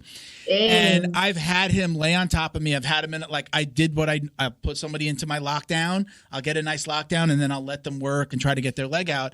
And I had him laying on top of me that day, and I couldn't do a thing. I was just like, I couldn't get my arm and grab his gi. Like I couldn't get under his leg. Yeah, it was like I was just under there going, yeah, now I know how those little guys feel. So I respect and understand that part, and I just use those opportunities to work on them. So as a bigger guy pulling guard, I rolled with an ex-UFC fighter, and he's been on the show a couple of times. And we were at the gym. He came to visit, and I pulled guard on him, and he's probably like 185. And again, I'm like 240. And I Jim Allers. I don't know if you know Jim Allers. Again, he was he competes. He's been on Fight to Wins, and he did fight in the UFC. I pulled guard on him, and he just looks down and he goes, "I did not expect you to pull guard." He's thinking I'm gonna try to double leg and just smash and pass. And I was just like, I'm just so used to that. And I did kind of look at him like, am I going to really try to double leg this guy? And I was like, let me just pull guard and let's get this to the ground quick. I mean, he's a much more experienced fighter than me. But yeah, I'm doing it for a very specific reason. I love the smash and pass, and I can do that. But it's just no fun for the other guy. And I do want to have fun with my jiu-jitsu, and I'll take every opportunity to say, even in a bad position, I'm learning something. So yeah. And that's always great. Like that's like one. as like kind of a good training partner, kind of like good acknowledgement. Like sometimes like, one of the videos that I post out, and I feel like that's like, I don't even say controversial. That's like a weird word to say about it. But like, I feel like the video that I put out that got the most, like, I guess like triggered a lot of people, where it's just like, I put something on here and like, like the person that's like uses too much strength, overly aggressive guy, like, like walk the other way. Like I'm not saying that I'm not ever going to like train. It's like, but like, you got to think about it. Like people are like, oh, so that means you don't train with anybody. You're not going to train with anybody who's stronger than you. You're not going to train with everybody. Like, no, I can train with people who are stronger than me. I don't want to train with anybody who's going to hurt me. Yeah. I like, and like, this isn't to be like an exclusive thing. Like, oh, now you have to sit in the corner, but it's more of like, hey, if people don't want to train with you because they're getting hurt, that's something for you to kind of step back and be like, is there something that I can address or something that I can do differently? Because you can still get a really good amount of training without having to use 100% of your strength, or again, use your strength when it's appropriate. Like, dude, if you're 200 pounds and you're going against like someone who's like 140, or even like 150, like, why are you cranking on stuff? Like, there's no need. Like, you got your position. There's no need for you to, drive into someone's rib, or there's no reason for you, like there's no need. You're just gonna get to that point where people are like, oh yeah, that guy goes too hard, or he goes like every round is like the finals of worlds. So I'm like, yeah. Right? Like, then like, and it's like fundamentals class, right? Like, why are you going so hard? Like, dude, your training partner's like a white belt, and he's got like 2 kids, he's got a 9 to 5, and you're trying to train like it's the finals of worlds. Like, save it for comp class, or save it for the advanced class, or train that way with someone who can match that energy, not with a guy who just got off like his, got off work. I think we all know too, like when I go to my gym, I know the guys that roll hard. I know the guy that I might want to stay away from tonight because I'm not feeling so well or something's hurt. And I'm like, I know he doesn't have a, I think it takes you to get to like purple belt before you start to really truly do the thing that we say that you're supposed to do, which is, kind of leave your ego at the door. It's not so easy. It's not even easy when you're brown and black. And like, sometimes it happens. Sometimes it's just that one guy that you want to beat or rolls hard with you and it just escalates. Right. But I think there's a point at that purple belt where you start to kind of go, all right, I could put myself in a bad position and it's not the end of the world. Now, there's the whole other side of this too is, and you said this before, like, it sounds like you're in a gym where it's mostly hobbyists, right? It's kids and hobbyists, and it's people that I have to go to work the next day. You can't hurt me. I'm not doing this part of jiu-jitsu is not how I make my living. You can't hurt me because I have to go to this regular job tomorrow. And the majority of jiu-jitsu is like that, right? The majority of students don't compete or aren't trying to take this to a higher level as far as, making money from this being their career. So you have to be conscious of that. There's somebody very specific at my gym who we used to have some battles, and we used to kind of get into little pushing arguments once in a while, like you went too hard or you did something wrong. And he recently was just like, he's acknowledged that and said, like, I'm just not like that anymore. And why? Because he's older. He's got injuries, and he's realizing like he can't do that with everybody. So there comes a point, and he's purple belt. There comes a point where you really truly start to go, I can really leave the ego at the door. Now, I'm saying that, and I'm still not great with it. I might give up position, but I'm really horrible at quote unquote letting somebody submit me, like really letting them take it all the way. I'll let them get really close, and then I might fight back really hard. And that's still something that I battle with. I had a coach one time. He was a brown belt coach. And the first time I ever rolled with him, I just went after him. I got him into a north-south, and I submitted him. And I realized as soon as it was over, he was just smiling at me. He's like, that was great. I'm like, he just totally let me do that. His mindset was, let me just let him get it out and let him submit me so then we can have fun with jiu-jitsu. Because now I wasn't thinking about, oh my God, I got to submit this guy. I realized he taught me it, even though he let me win, what he taught me was, hey, look, we're going to train some jiu-jitsu, and you might catch me and I might catch you. But he let me kind of impose my game, gave it to me, and it was kind of like, all right, bud, you got that out of you. He didn't say it, but the body language is like, you got that out of your system? Okay, now let's roll. Now let's roll that. You've got it out, and like you're fearing of like how bad this is going to be, or I'm going to beat you up, you're going to beat me up. And that taught me so much in one roll, and so much of it was unspoken. And then we just had some really competitive, fun rolls, and he tapped me a lot, but it takes a long time for people to get there. And it's still something that I battle with. I'm talking about it like I do it perfect. I don't. I still have it. So once in a while, I drag that ego onto the mat, and there's, I come back and I'm like all healed, nothing hurts, and I'm just like, yeah, I'm the hammer today, buddy. Today's the day. Yeah, today's the day. I'm gonna get you, and then that can go away real quickly with just one roll with your professor. No, and that's the great thing about jiu-jitsu is it doesn't matter. Again, I walk in, I didn't understand. I've been a black belt for over 6 years, I've won a bunch of things. It's just dude, on any given day, someone could submit me, someone could put me in side control, and I won't be able to get out. I'm like, ugh, like a little squished bug, right? But my priority is I just want to get hurt, and between a bruised ego or a torn something or a strained something, I'm okay with having a bruised ego, right? Yeah. I'm gonna take my L's where I have it. And one of the things too with jiu-jitsu is why I feel people stick with it, right, so long, and why they get so, I guess get gung-ho about it. And it's you don't get that immediate instant gratification like you do with kickboxing or boxing.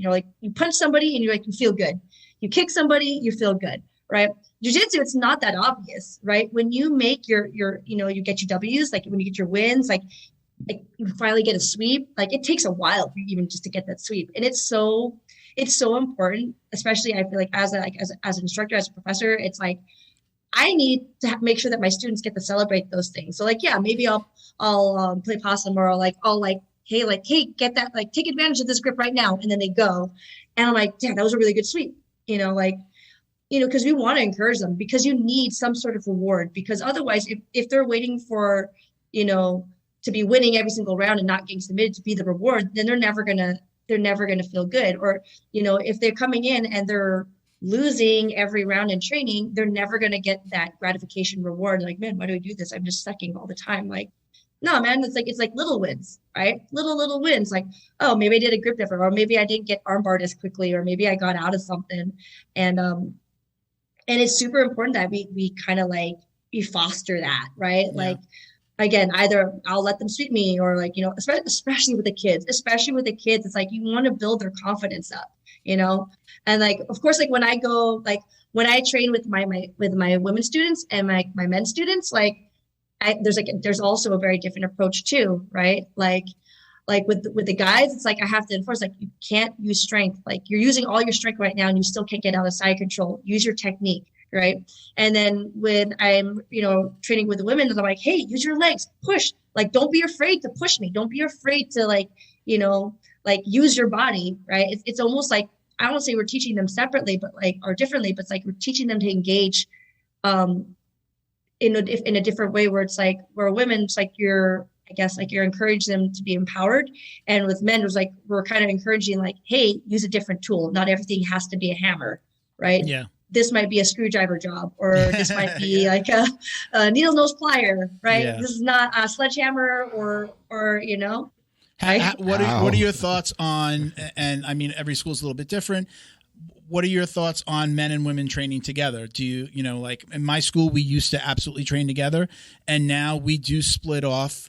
The women's and the men's classes have been in different sides of our gym, literally walled off that we have kind of two mat sections. And sometimes we'll train together, but we put cones on the mat, and there's women on one side and men on the other. What's your take on that? What do you guys do in your gym? Co-ed training is super, super important. I absolutely 100% believe in co-ed training, because everybody has something valuable to offer, right? Me as a woman, even though I'm smaller and I'm not super strong, I am going to present way different problems to my male counterpart that another male training partner would not be able to present, right? Off the bat, I'm a little bit faster, I'm a little bit more flexible. I'm, in this case, I'm more experienced in all of them. So they have to, they're forced to train differently with me. They have to, you can't train with me the same way that you would train with a white belt guy your same weight, or someone bigger than you. There's ways that you have to train differently. And it's super important that you learn different ways to train, because you can't approach oh, I'm just going to do the same thing with everybody. That's not how it works. Especially if we're thinking about man, do you want this to be realistic? Right. people are like, man, like the realism of jiu-jitsu, it doesn't necessarily come from in a street fight, someone's going to punch you or someone's going to stab. Like, it's not necessarily that, but the realism as in person needs to be reacting a certain way, and you need to respond to that. You need to respond to that stimuli, right? Whatever it is that they're giving, you need to respond to it. So I'm going to present you problems, and you're going to present problems to me too, that like you are going to challenge me differently than, again, another woman would challenge me. Like, maybe I won't have to worry about as flexibility with you, or maybe I have to worry about more pressure, or I have to worry more about your grips, where with someone else, I'm going to worry about their legs. It's super important that you have that. There should still be, I think, a separate class. I don't think men and women should train separately altogether, like you have them on different sides of the mat, but there should be a dedicated class for women, because that's super important too, for kind of building that sisterhood and building that comfortability.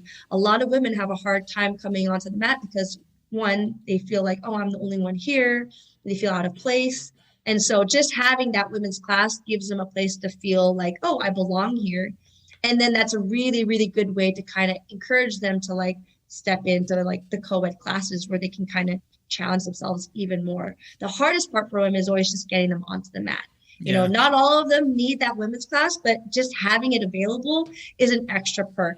And I feel like every school can benefit by having a strong women's program. You don't necessarily need to separate everybody, have your co-ed classes, but just have that one separate class for them, so that they can build and empower themselves. Because I feel like most women come in, not just for the jiu-jitsu, but particularly for the community that they can get. Yeah. And they get even more empowerment from that community. We have on any given day more women train in our gym than men.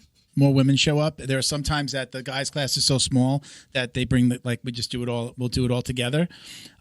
My gym has done a really good job with Sophia runs like a kind of like a fitness class. So I would say 75% of the women that train at our gym, they had their kids in the school first. So the kids trained, and then they got the women on the mat, and a lot of times they got the women on the mat through the fitness stuff, which the guys just have not responded to. But she does a female-only fitness class, and then they're almost all of them train jiu-jitsu as well. So those classes are some of the biggest. It's been a great way for them to get to build that part of our school. And even before all the craziness that happened within the jiu-jitsu community with kind of the sexual assault issues and things like that happened. They were doing this. We had split the women off, so it wasn't like a reaction to things that were happening. But they split them off, and they've just built it. And our coach he's always posting. He just posted the other day. He's like, "Come on, guys, you got to step it up." And then it's like pictures of a women's class or a bunch of the little girls that are training. It's like they outnumber us in our school now. And hats off to them. When you have a husband and wife team like that, it's people feel really comfortable about bringing their daughters and them training themselves when there's a female presence. Yeah, she's an amazing leader in the women's jiu-jitsu community. Like I remember, watching her, compete, when I was still maybe like a blue belt when I'm seeing her compete as a black belt, and I'm just like, dude, she's like badass, right? And then you see that good leadership and good female leadership. It trickles down. Like, again, it makes everybody feel empowered, right? It's kind of like when when they introduced wolves back into like Yellowstone Park, right? Right. So you have like this awesome she wolf, right? And then it gets like the other wolves come back, and then the whole ecosystem thrives. Yeah. And essentially that's what happens when you have one strong female leadership, and you have a strong presence, especially having a female instructor as a head professor, teaching not only just female classes but also co-ed classes as well. Everyone benefits from that, right? It brings more women in. The women know it's a safe place. The guys also know it's a safe place. And the guys and being better for it too. They're great training partners. Everybody can train with each other. And then, of course, we can split off too. When we have comp class, if we can, we'll separate the women on one side and the guys on one side. And the guys will still also be split up into different weight groups. Yeah. So it's everyone can train with an appropriate, realistic setting, especially for competition, right? I'm not going to fight against any guys in tournaments anymore. I did when I was a white belt, but not anymore, right? So it's good that we can have each other. And then there'll be other times just okay, well, we have a black belt female who's kind of in the middle heavy or heavyweight weight, but like all the other women are like feather or like light feather, like doesn't make sense for her to stay there. So then we'll put her in with a different group of like the guys of equal size and strength, because she's a black belt and she can do that. So it's like there's always ways to like make it work. And then again, like as you get like progress higher, yeah, you're gonna want to try and train with as many people as you can, but you should not feel obligation at all. Like if someone makes you feel uncomfortable or like, man, I got an injury or whatever the reason is that is personal to you, you don't have to tell anybody. You don't feel comfortable training with anybody, you don't have to train with them. Like you can definitely be particular, and this is for guys and girls, right? But even more so like at the lower belt, you should be like, hey, like instructors should be looking out for them.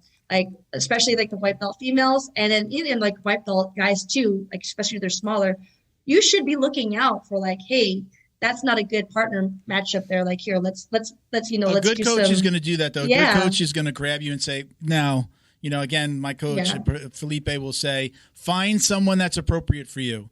When he sees like a 300-pound white belt with a little skinny white belt, that's not appropriate for you. And again, I'll jump in with that. I'll be like, big guys who want, are there any big guys here that want to, like come here, I'll roll with you. But he's done a great job of like, hey, no, this matchup is one guy's up here, one guy's like, no, this isn't an appropriate matchup, at really any point. Yeah, I'd be okay with it if like one of them was like an upper belt, one's a lower belt, then there's like a teaching opportunity there too, especially in the fundamentals classes. Fundamentals classes is, I think that's the time that I really try to push more like diversity in training partners, like train with everybody. Try it on someone bigger, try it on someone smaller, try it on someone who's like the same close in rank, try it on someone who like really outranks you, or maybe is like a little bit lower. And like, cause so everyone has a chance to be like, there's three kind of training partners you should always have. You should always have someone who you're going to always get the better of, like they're the nail and you're going to be the hammer. Then you should have the training partner where, it's a vice versa, right? So you always have to be on the offensive, and they're defensive, or defensive and offensive. So there's always that duality there. And then you have to have the one training partner who it's always back and forth. Like I would say you're both hammers, but like you're both like, you're trying to get this job done. Some days it's going to be you, some days it's going to be them, but every single day it's like this. So if you really want to progress, you need to have those few training partners. The only way you're going to find that out is by, again, having some diversity, using some oversight by the instructors, by the professors, and students shouldn't be afraid to talk with the professors too. Like, hey, if I have a concern, like I have an injury, or like maybe I had a bad experience with so-and-so. I'm like, okay, noted. Let me be aware of that. So if you're not comfortable, let me switch it around, or, let me watch this person more carefully so I can see if, are they doing this because they don't know any better, right? Because there's a lot of white belts who don't know how to roll yet. You have to learn how to do that. Or are they doing it because, like, is it intentional? In this case, this is something that we really need to talk about, because it's like, man, that's not a kind of culture that we want to keep growing within the school. Again, at the end of the day, especially over here where it's like, it's more hobby-based, not necessarily competition-based, like everybody wants to be able to work the next day. Everyone wants to be able to take care of their kids and have good quality of life and still do jiu-jitsu. Nobody wants to get injured. You should not have to get injured to be good or get better in jiu-jitsu. So I'm real curious. It's been it's kind of in the back of my head since you mentioned her before. You mentioned your mother. Yeah. Your mother was like, probably thought you were crazy for training. And was like, why are you doing this? How does she feel now? Still the same? Yeah, here's the thing. I love my mother, and I know that my mom loves me too. I know she deeply, deeply loves me, but she grew up very, very differently from me, right? And we are polar opposites when it comes to personality and values. And like, I am not the daughter. I hate to say this. Like, I'm not the daughter she wanted. The daughter she wanted would like dresses and makeup and jewelry, and would like to, like not this, not what this is, but she absolutely does love me, but she has a hard time understanding why I like being so physical and why I do all these things that are so hard on my body. And it's like, man, like makes me feel good. Like it's good for my mental health. It's good for my physical health. Like it makes me feel empowered. It makes me feel like I have a purpose. And it's hard for her to understand because she did not grow up this way. Like she is like she only has one other sister, and then she has 7 brothers. Oh, right? Wow. Yeah. Yeah. You know, and like it's like old school Filipino where it's just like she didn't even get to pick what she wanted to go to college for. Like her her parents picked it, and like, you know, she didn't have too much autonomy to just do whatever she wanted, right? And so and then here's me who's like super, I don't even want to say that I'm rebellious, but let me just say that I have a really good sense of self, and I'm like, that doesn't feel authentic. That doesn't feel right. And I'm very outspoken about it. And, you know, like, why do you have to be difficult? And so she tries so hard to understand, but I know she will never stop worrying. She will never stop, you know, like she'll say, it's like, I'm her only daughter too. Like I'm her youngest, and I'm also her only daughter, right? I have an older brother, so it's just us two. And we're also polar opposites.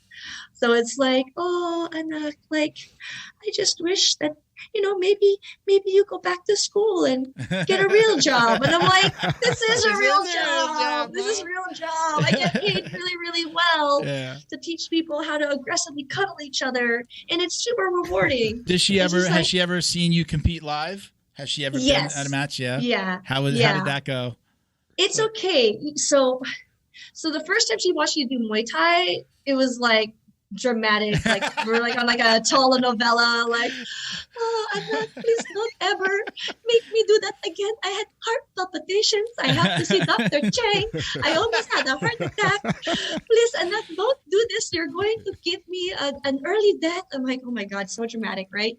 So then the first time she watched me jiu-jitsu, she watched me do jiu-jitsu, and like my teammates were sitting with her, and they're trying to explain to her what's going on, and they gave me the rundown of like, you know, what did my mom say, right? And it's just like, what is she doing? You know, like, why is she on her back? Is that bad? Like, no, she's playing guard. That's actually good. Like, but she's on her back. And like, and then like, yeah, no, she can do that. It's like, oh, it's over. What happened? What happened there? She got her to tap.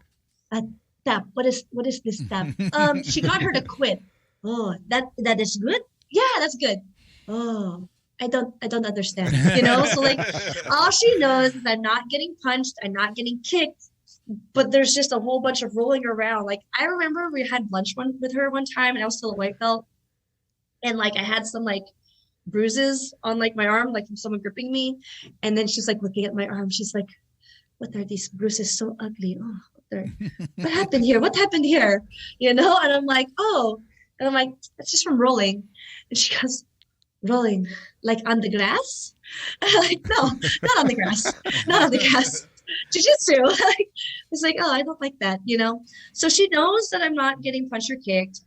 She did happen to be there for like one of my fight to wins, the one where I like tore my knee, and it was super loud. And like I couldn't move my knee, and like you see this picture of like me smiling, and like it's like I was going against Patty Fontes, and she's like super apologetic. She's like, I'm so sorry, and I'm looking at her, the photo of me like smiling, and like it's okay, you know. I have like one of my best friends is next to me. He's looking at her like, what did you do? And then like they're carrying him off. I'm like, oh, I'm totally fine. It's okay, I'll be fine. And then like they took me to the back. My mom comes rushing in. She's like, dang. I'm like, Mom. You know, like I was completely fine until I saw my mom, and they just started crying. And I'm like, I'm going to have surgery. And oh my God. And she's like, why are you doing this to me? And I'm like, why do you have to do this? And it's like, so she's accepted. She can't stop me. But she's hoping that she can convince me to stop. But it's like, man, it's like, I'm like, what, how many years? I'm like going on 15 years deep, so we're long gone, Mom. What was the conversation like? Because I believe that you went to school. You were in the veterinarian. Vet tech. You were vet tech. Okay.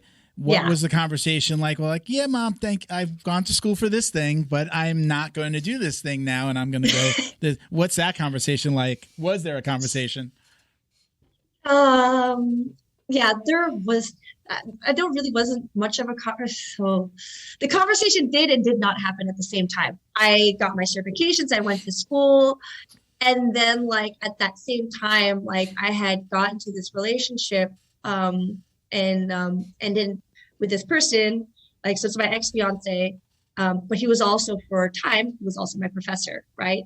So, and he was in Arizona and I'm in California, and I was like, well, we really want to not have this distance and we really want to be together, right? So after I graduated, I got my I did my test, I got my license and everything. I was like, all right, I got everything. I'm gonna move over to Arizona to, be with my fiance, and jujitsu wasn't even in my mind to do it full time. Like I thought I was just gonna train and I was gonna get a job there as a veterinary technician, and then just continue what I was doing, work and then train and then compete when I can, right? I couldn't find work. No one was hiring. And I was just getting really like frustrated. It's like, man, like I can't not work. I need to work. And then so slowly but surely, he's just like, well, you can start off like, hey, if you work this event for me, I can pay you. Like, oh, if you work the front desk a little bit, I can pay you. Then little by little, like it slowly just became my full-time thing. I stopped looking for work as a vet tech, and I focused everything on just learning everything about jiu-jitsu, from promoting and running tournaments, running event, doing seminars, like not teaching them myself, but like learning how to do everything behind the scenes, making brackets, making flyers, contacting sponsors, like doing all the business aspect of it. And then eventually like learning how to help him run his business. I had no intention of doing that. So there really wasn't a conversation, because there was never one day that I guess I'm just going to do this full time, because I had every intention of trying to work as a vet tech. It just didn't pan out that way. I couldn't find work, and then I wanted to work, and he gave me that work, and it just so happened that it aligned, and I don't regret that ever. Like I thought that, when our relationship ended and I moved back to California, I was like, well, I guess I'm going to have to try to go back to regular work. I'm like, man, I've been out of medical practice, out of veterinary practice for so long. I don't think I can. And it just made sense for me to just stay doing jiu-jitsu. So it's like, oh, so are you going to get a job? I'm like, yeah, I'm going to see if anyone's going to hire for an instructor, or I'm going to see if I can start booking seminars. And like, that was definitely worrying for them. Like, you don't have like an actual 9-to-5 job. Like, nope, I'm going to travel around and commute everywhere to like make $100 here, $100 there, 200 here, 500 there, 1,000 here, like I had to hustle. But I loved every part of it. My mom, not so much. So fast forward to this morning. I'm getting ready for the podcast, and I commented on a picture of you holding a young man, a purple belt, and you're holding him. I laughed to tears. I saw that picture, and I read and I'm just like, I just totally understood like that, like how he could feel in that moment. And I was I had tears coming down my face, and I was like, I got to comment on this. We got to talk about this later. It's a picture of you. Is it your current boyfriend? Yes. Okay, so a picture of your current boyfriend. He's a purple belt, and you are holding him. I don't know if he just got promoted, but you're holding him. You're holding him like a small child. The look on his face. The look on his face was priceless. So, tell me about that. How do you guys train together often? Does he train at your school or? So it's a long distance relationship. We try to make it work. I mean, now it's a lot better. Like when I was in California, he's in Baltimore. Okay. So that was like, well, coast to coast. Now that I'm in Florida, it's somewhat at least kind of in the same coast. I mean, technically I'm still in Central, right? Yeah. So like, I'm like, I'm in Florida and still, I'm still like Central South. But it's still a lot better, and it's easier, at least now that like I have a stable, like, position, that it makes it easier for him to visit me, or he has a son too. And so that picture, that was the day he got promoted to purple belt, and I just wanted to take a picture with him, but we were also taking pictures of like him, like with his sponsor, and like with his belt, and with his professor, and like, so I didn't even know like like that picture got taken when it got taken, because at that point we were still just kind of setting it up, right? Yeah. And then there's a video that got about that. I didn't know about the video either, because so he was videotaping it and then taking photos at the same time. So so I was just like, and he's such a good sport. Like I was like, he'll like humor me. I'm like, babe, can we take like a cutesy picture where I hold you like this? And he's like, whatever you want, my love. And I'm like, okay. And then did you guys meet in the jiu-jitsu world? Is that what brought you guys together? So yeah, he'll attest. So we met on Instagram. Okay. And somebody slid into somebody's DMs. Yeah, he slid in my DMs. He'll say that he didn't. Okay, but to be fair, I was doing like an AMA, right? And I guess like his question was too long to put into like the inbox, right? Mm-hmm. So he messaged me directly with his question, and his question was like, "Hey, like I don't want to be disrespectful or anything, so like, but I have a question. Like, are you in a relationship? And if you are, like, I see that you travel a lot and you're always constantly training. You're at the gym. Like, how do you make that work? If you're always traveling and all that." And I didn't find it disrespectful at all. And here's the thing, I'm also pretty naive. So if someone asks me a question like that, I'm like, oh, this sounds like a pretty normal, straightforward question. They're not trying to get anything out of this. And I'm pretty sure he wasn't. He says he wasn't. He says he was being respectful. Right. And I was like, yeah, I'm not in a relationship. It's not really like it's not like I don't want to be in a relationship, or that it's like I'm trying to find one. It's like, but if the right person comes along, like I'm focused on my thing, and if the right person comes along, they're going to understand that what I'm doing is, what I'm doing, and then we make it work, right? The right person's going to understand that. And he's like, whoa, I didn't expect for you to message me. Thank you so much for taking the time, like super respectful. And then he goes like, by the way, what are you doing Saturday? No, here's a twist. There we go. By the way, I see that you watch anime. Okay. I see you watch anime. And it's like, I don't know if you've seen it yet, but I'm gonna suggest this anime for you. You should check it out. And I'm like, noted, right? Like, so if anything, the jiu-jitsu didn't really bring us together. The anime did, because we didn't even talk about jiu-jitsu. We hadn't even met in person. The first time we met in person was at Pan's. And at that point, we had decided that we wanted to try this long distance relationship thing. But we totally started off just as friends talking about anime. Nothing about jiu-jitsu, just like, oh, I watched anime. Thanks for the recommendation. Do you have anything more? Like, oh, then he'd send me lists and stuff. And then he'll also say this too. I was the first person to call him, because we used to just message each other back and forth about just dumb stuff. And then I was, after comp training, trying to walk over to Whole Foods, and I was trying to juggle all my stuff and then text at the same time and not get hit by cars. So I'm like, you know what? I'm just going to call him. And so I video called him through Instagram, and he's like, was this a butt dial? I'm like, no, I meant to call you. And he's like, what does this mean? It's like, it means that I have my hands full and it's easier to talk to you on video. But tech is so weird that it makes it weird to call people now, right? Isn't it? Like, yeah, right? It's such a strange time. Yeah, actually, it's like, I intentionally butt dial people. Yeah, and so and then just from there, it just kind of flourished from there. I'm gonna out him. I'm just gonna out your boyfriend, just so you know. There's always some intent behind. Like, really, am I really going to the stranger on Instagram to ask her for relationship advice without going, you never know, maybe something happens. Come on, I have a wise friend, actually my wife's friend, that led to me and my wife meeting. Liz, hi Liz. I'll tell her to watch. Yeah, I'm sure she watches. And she used to say that between men and women, there's nothing that's truly platonic. Nothing that's truly 100% platonic. There's always a little room for wiggle. I don't know if I agree with that 100%. Yeah, I don't know if I can agree either. But you gotta I guess I from a jiu-jitsu's perspective, I roll with girls that are just like, Well, wow, that's this girl's clinical. about to really put it on me and kick my ass, and it's like we are truly jiu-jitsu friends. That's a clinical aspect, though, because you're in an environment specific but to then the fighting. You said they could No. never be.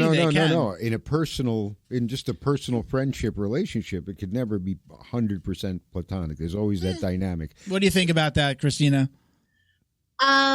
Yeah, a lot of my friends growing up were guys. Yeah. So like, and I can be honest, I definitely had friends who were like they are some of my closest best friends, right? And it's maybe at some point someone had admitted like, hey, I have feelings, and I'm like, I don't like you that way, like I really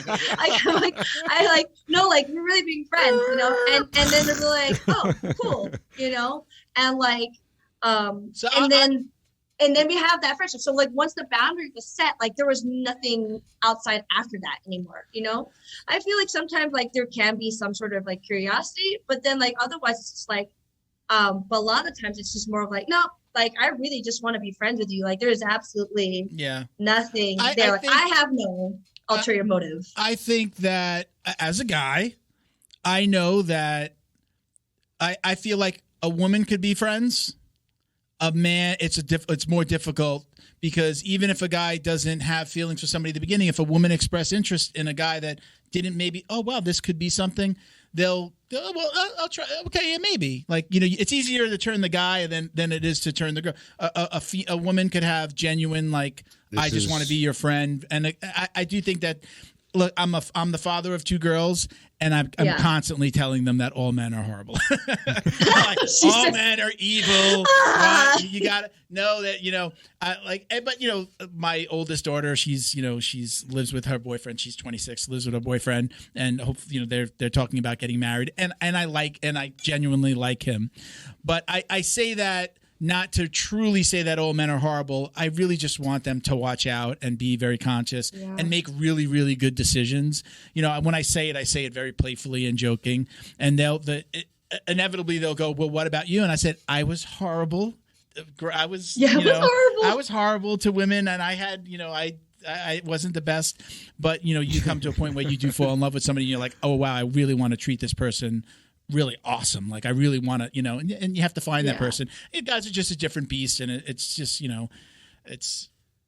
they don't always have the best of intentions. If they, if you put 10 women and 10 men in a room, I would say that, the majority of the men are going to look at the women and go, and the women are just going to be like, hey girls, rampant hormones. They just don't, the mind doesn't work the same way. So I guess rampant hormones, no morals. Within jiu-jitsu, I mean, I've told this story, so let me kind of say this to address Bo's point. In jiu-jitsu, I will roll with and conversate with the women who approach me first. I feel a little bit strange to be like, I think of it this way, if my wife walked into the gym and saw me talking to a gaggle of women, how is she going to feel about that? Yeah. And I don't ever want jiu-jitsu to be that source of angst for her. So I stick with the guys, and if a woman wants to talk to me or ask me a question, I'm certainly going to talk to her. I'm not just like, oh, yucky girls. But I don't make a point to be like, there are men in the gym that are like, like super chummy with some of the girls. And I'm like, if your wife walked in and saw that, I don't think she's going to take it the way that maybe you intended. She's going to look at that and go, why are you all over this younger woman or older woman, whatever. Yeah. I don't think that she's going to look, and that's the way I feel. So I handle myself in a very specific way. Yeah. If they want to roll with me, great. It's usually going to be somebody who can really probably kick my ass. It's very rare that, a white belt female is going to be like, hey, let's roll. Like 240-pound man, come and roll with me. That just doesn't happen. But I just always think about, if my wife walked into this room right now, walked in to watch me train, what is she going to think about the way that I interact with the women? And it's not to say she's a jealous woman. I'm just very conscious of what my partner could wind up seeing when she gets there. So that's my take on it. And like, again, my female jiu-jitsu relationships are very genuine and they're friendly. Yeah. I love Sophia. She's awesome. There are girls in the class that I will absolutely, I would roll with. They're usually going to, there's one girl that's super freaking tough. that I'm like, I treat her like the guys. I'm like, let's roll. Come on, Flo. Let's roll. She's the only person I do that with. And again, she's, it's very a friendly relationship. But I don't know. I don't know if you feel differently about that. No. That's the way I handle myself, and that's the reason why.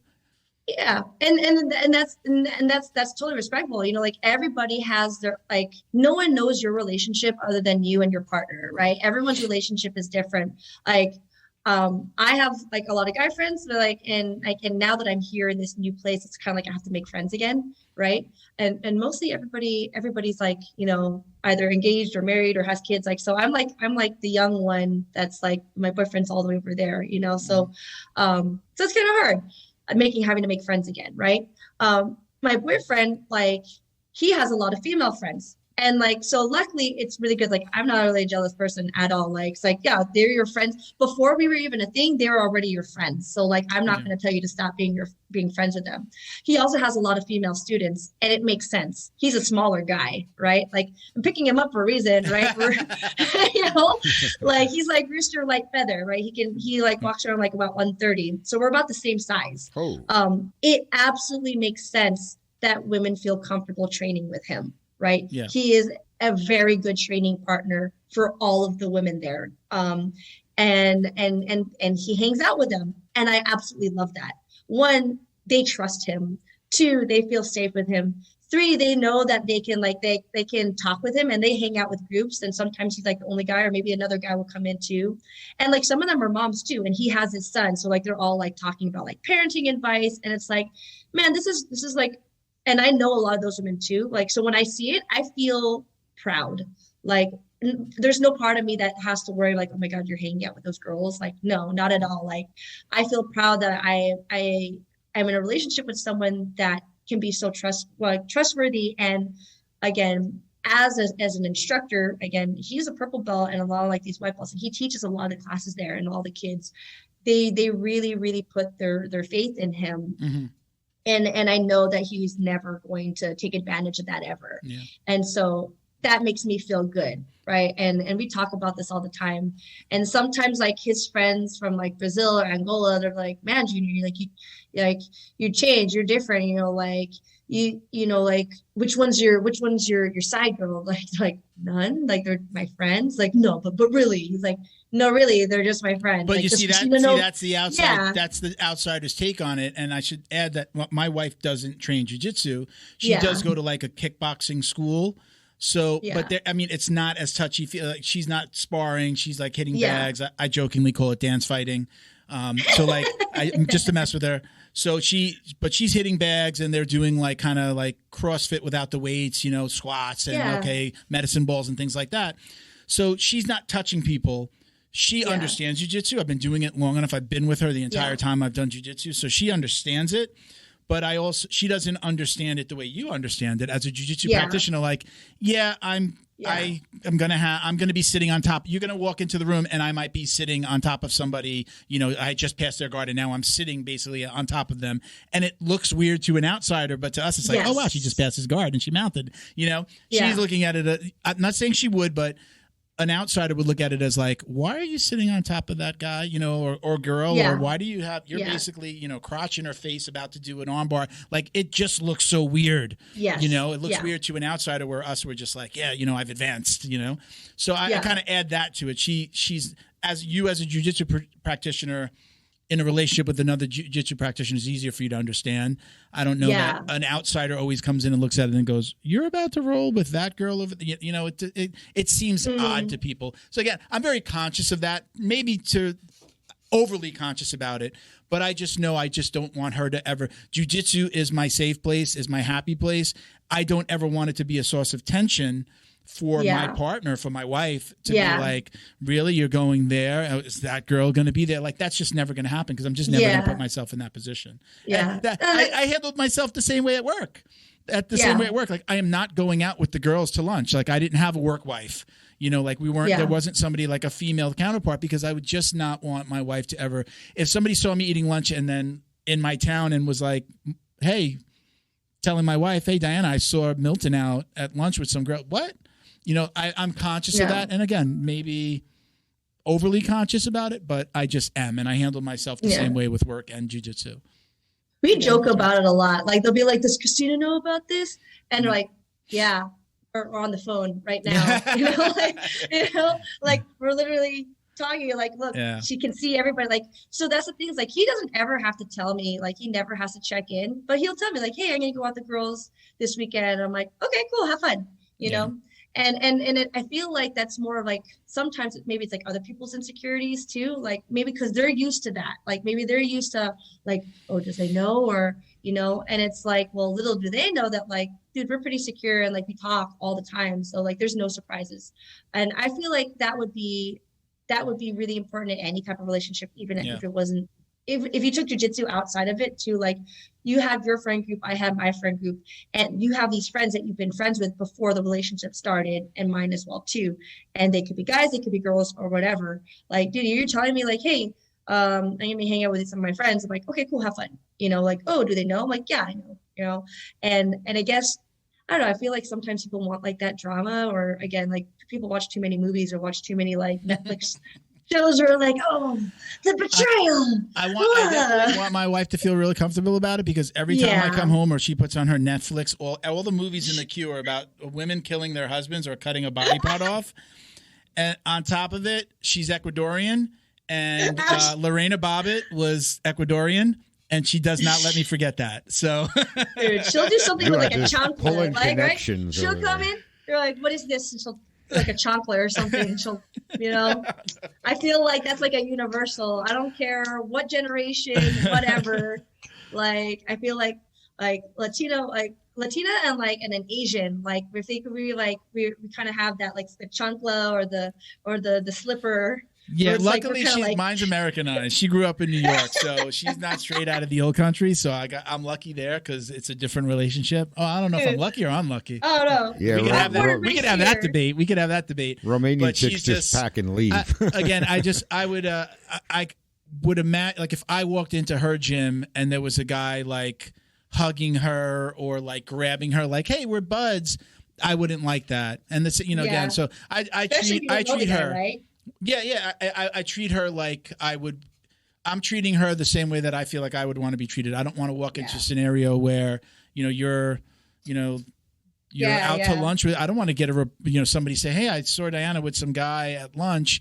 Again, we're secure in our relationship. So I'm just saying it's not like I would be like, oh, we're divorced. It would be just like, oh, that's, hey, let me know you're going out with somebody, or, again, I would just never put myself, not that I have never gone out to lunch with a female counterpart, but I kind of feel like I'm not going to put myself in the position. Again, I'm not like, women, stay away from me. All the women want me, and you must stay away. It's not like that. It's just a matter of comfort and making my partner feel comfortable. Again, it's a very unique sport where I'll point back to that page I mentioned earlier, Students of BJJ. He put out something, again, he's been putting out these memes that were like very specific about the untold parts of jiu-jitsu. And it was just like, again, welcome to jiu-jitsu. We apologize for like the sexual nature of these moves, like that they look like these sexual positions. Like we apologize now, but I mean, it is just the nature of what we do. But again, once you do it, she has come to see me roll, and she's seen me roll with women, and it's like, she doesn't even react to it. She's probably she's looking up and then she's on her phone on Instagram herself. She's just doing her own thing. So, listen. Let me jump into some of these listener questions, because we had 3 good questions that I wanted to ask you. So we had his handle is on Instagram is Otis Linkman. How does Kristina overcome plateauing or stagnation in jiu-jitsu? All right. So, and this is a tough one too, because everyone has their own different way of going about it, right? It's kind of like the same idea of like insanity. It's like doing the same thing over and over again, expecting different results.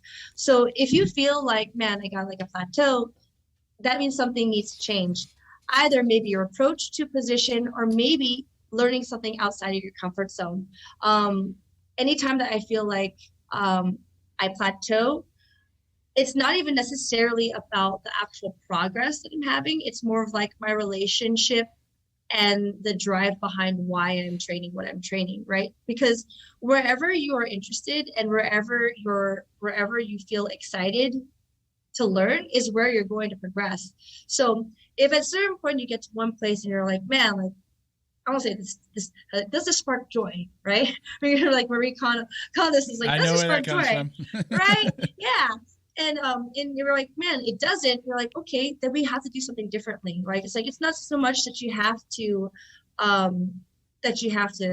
train harder, or you have to, go to more seminars or look up more DVDs or instructionals. It's like, actually a lot of it, it's like, it's more inwards. It's like, man, why am I doing this? If you can understand, like, okay, what is the next goal for me? Or even just having little goals, because regardless of if we see it or not, every single day we're making some sort of progression, but it's not that obvious. And there are going to be times where it's happening a lot slower than we would like, and a lot slower than we're able to notice, right?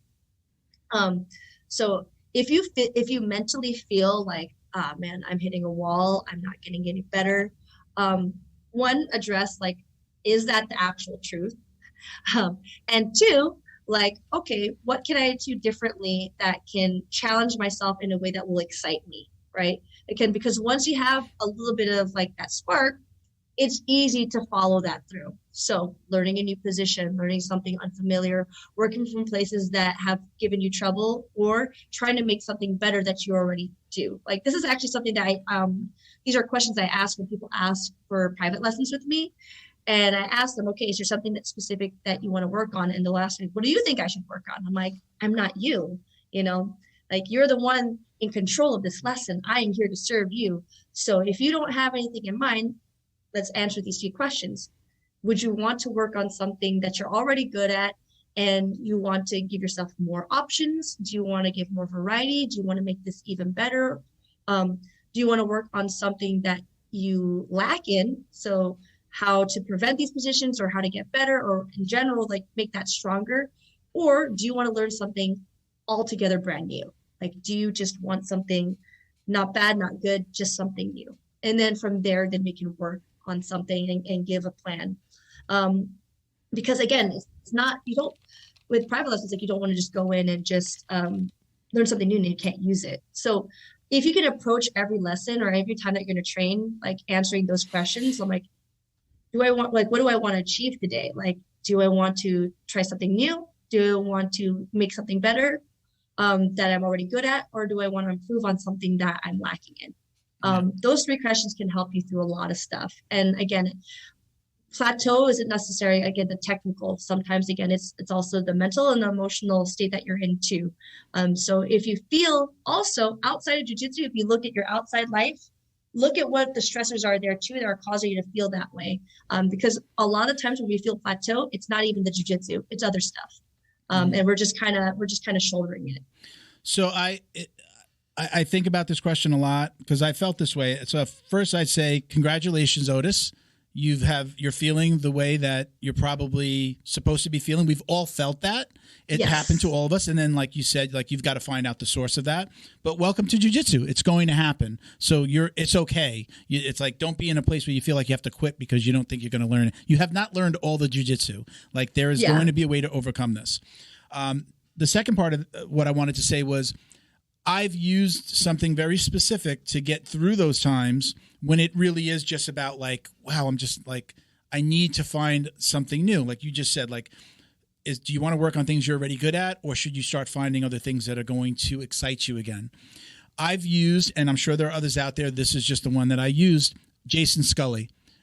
He has these awesome videos that date back to the kind of early 2000s where he does 53 armbar or leg locks in 5 minutes, 63, leg entries, whatever, or guard passes or sweeps. He's got tons of these videos, and they're not instructionals. They are just back to back to back cuts of him doing different moves. And I've used those since I was a white belt to go, I would watch them over and over, and I still do it to this day. I watch them and I go, oh, look, I'm always in that position. I didn't know that was there. Let me work on that today. Let me introduce that into this. Like, I love the north-south, and I love finding little things that go, oh, failed north-south, and you go here and you do this thing. Or every once in a while, again, sweeps, I'll be like, man, I'm just let me go back to the basics, and I'll watch one of his videos and I'll go, oh, let me pull that flower sweep, or let me do this. This scissor sweep is perfect. I'm going to try, and I'll actually go to the gym and make it my mission to try to do that day. But I'll pick out of the 63, I can find probably a handful that I go, I used to do that, or I'm going to try that because I've never done it. So that's how I've helped myself get out of those times when I felt like really stagnated or like, man, I'm plateauing. And the last thing I'll say about it is we have to remember that a lot of times when we're training with the same people, we're both getting better at the same pace. And you feel like because you're maybe not getting better than somebody that you've plateaued. Believe me, you're not. Every day that you've gone in, you got a little bit better. Sometimes that's when when you feel plateaued. That's when you grab a new white belt and you start really not beating them up, but implementing some of the things and remembering like, oh wow, look at me. Compare yourself to the white belt you or the you a week or a month before, not to just like, oh, the guy that I'm normally doing really well against and now I'm not doing as well. Because maybe somebody's getting better than you a little bit more quickly, but you are always getting better. You just don't see. You kind of said this before. Yeah. You just don't see it because you're in it. It's like watching paint dry. The paint is drying, but you couldn't really go, oh, look, or grass grow is a good example. Like you're not just you can't watch the grass grow. It's like if you just stared at it, it'll look like it's never growing, but it is getting higher and higher and growing and growing. And that's the same with your jiu-jitsu. Yeah, 100%. You know, sometimes it's just we kind of have to step back a little bit and like really give ourselves more credit, you know, than we actually are. So it's really hard. It's really easy for us to be very hard on ourselves. I'm like, man, I'm not doing anything. I'm doing the same damn thing. And I'm like, but you're not, you know, like, and if you are, that means you're kind of laying back into a comfort zone. So let's step out of that. Let's step out of that comfort zone. But like all good sayings, like nothing grows in the comfort zone, right? So step out of it a little bit. Like we're not asking you to start doing like flying crazy acrobatic stuff, but maybe something different. Like one of my teammates back home, Vitor, he also does like these videos. He calls them 1 minute seminars. Okay. And just for 1 minute, he'll just show like a bunch of attacks from like a guard. And like, these are great because it's just like, it's especially nowadays with social media, it's all about what can be easily consumed. Right. And you could watch it and like, man, people watch it over and over and over because it's only a minute and same thing. You'll be watching it and you'll be like, oh, wow, I never even thought about that. Like, oh, that's super cool. What did he do there? And that encourages us to be, instead of just having someone to teach us, but we teach ourselves. And this is like a very organic, creative way. Like think of, again, like how you said, drawing back to when we were white belts. When we were white belts, everything is new and exciting. Wow, Disney movie, wow, right? Yeah, like, you know, cue in Magic Carpet, Aladdin and Jasmine, right. A whole new world, right? So like everything is magical, and like, and it's like when we feel plateaued, it's kind of like we've lost sense of that magic. Yeah. And so tap into it, you know, like just be a kid again, and like don't think about jiu-jitsu as I have to accomplish something or else I'm no good. It's like, man, you just gotta have to find a new game to play, find a new toy to play with, because at the end of the day, jiu-jitsu is still a game. You are playing. It's human playing. Like, who was I explaining this to? That like a lot of the stuff that adults do nowadays, like when we have hobbies, like that's our way of play, and we need that. We need that absolutely. So give yourself that opportunity to be having sparkly eyes, woo, right? And again, we've all been there. It happens to everybody, so don't think that you're an outlier. Like it's happening to all of us. We interviewed Robert Drysdale a couple of months ago, and he said just blatantly, I was awful at jiu-jitsu. You know, so no, we're like, you don't like the guys that we're looking at and the Gordon Ryans. They didn't just start like day one and were awesome. They had to work at it, and you will too. You know, so yes. All right. So our next question comes from Gemma Fiorenza. This is actually Gemma was we awarded her a scholarship, a 1-year scholarship a few years ago, awesome. And we paid for her jiu-jitsu for a year. So her handle is Jiu-Jitsu Unicorn on Instagram. And she says, I don't know if you started when you were young. She's, I think she's maybe like 11 or 12 right now. Says, I don't know if you started when you were young, but do you find any advantage to fighting boys, even if they're bigger and stronger? And most of her competitions are against, you know, 'cause she does a lot of like local, you know, new breeds and things like that. She's almost always fighting boys. So, you know, thoughts there? Well, I didn't start when I was young. I mean, 21 is still young, but it's not a child. Like, I'm an adult. I started when I was an adult at 21. She's 11, 12. I think she's 11 or 12 right now. Okay. Yeah. So at a certain point, it's gonna get difficult. I'm not gonna sugarcoat that at all. Well, teenage boys are starting to tap into their teenage boy strength, right? Absolutely, it can be valuable. Absolutely, there's something to learn. But if you are at risk of getting hurt, if you're at risk of putting yourself in danger, because again, they also as growing boys haven't learned how strong they are. They don't know that they're coming in their strength. And also, I hate to say it, but we want to teach all children, especially young boys, to hey, don't be bullies. Don't be, it's not always about winning. And girls are supposed to be equals too, but that's not how it always is. And sometimes some boys will see another girl or see a girl right across from them, and they feel this obligation that they have to win, And so if you feel like you are in a healthy mindset where you're you know what, I'm game, I'm confident, you can't touch me. And even if it is a rough role, your perception of me or whatever, that has nothing to do with me, because your progression is all up to you, right? But if you feel man, this person has intent to they really just want to use me as a proving point, you don't have to go in, because you're not there to be anybody's punching bag. You are there to make yourself better. You're there to make the best version of you. So compete if you feel comfortable, compete if you want that challenge. But at any point you feel this is too much, by all means, it's okay to say no to those matches, because you need to practice those boundaries. 100%. Some of my favorite videos on Instagram and online, period, are when there's a little girl that beats a little boy. I don't. As the father of two girls, I just take a lot of pride. I love seeing that. As a father of two girls that don't train, that's I started late in life. I mean, I wish that was my daughter. Yeah, I think that's part of it. What both say, me going, oh man, I wish that my daughters would have trained. They're both, 117 going away to college. While you're sleeping at night, all nice and cozy in your bed, they're beating the crap out of boys somewhere in bars. At some bar somewhere. Yeah. Throwing the windows. I love those videos, and it just makes me feel proud as the father of girls. Yeah, and I'm not gonna lie, it makes me proud too. Especially if the little boy cries. So, that's because they're butthurt for their ego. A lot of it is not even the boys. It's I feel sometimes it's the coaches. Coaches very rarely, but sometimes it's the parents. I've heard some really awful things from parents on the sidelines, yelling at their boys going up against girls, and I'm just why are you saying that? Dude, eject this guy. Kill her. Kill the girl. I had one where this boy was one, he was already afraid to compete.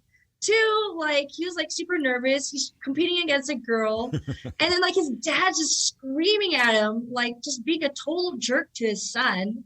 And and then the girl wins, and and it had the girl didn't she was also very aware that oh man, he's having a hard day, right? Yeah. But she did her thing, she won, and then he's crying, and then this dad's oh come on, you're gonna let a girl do that to you?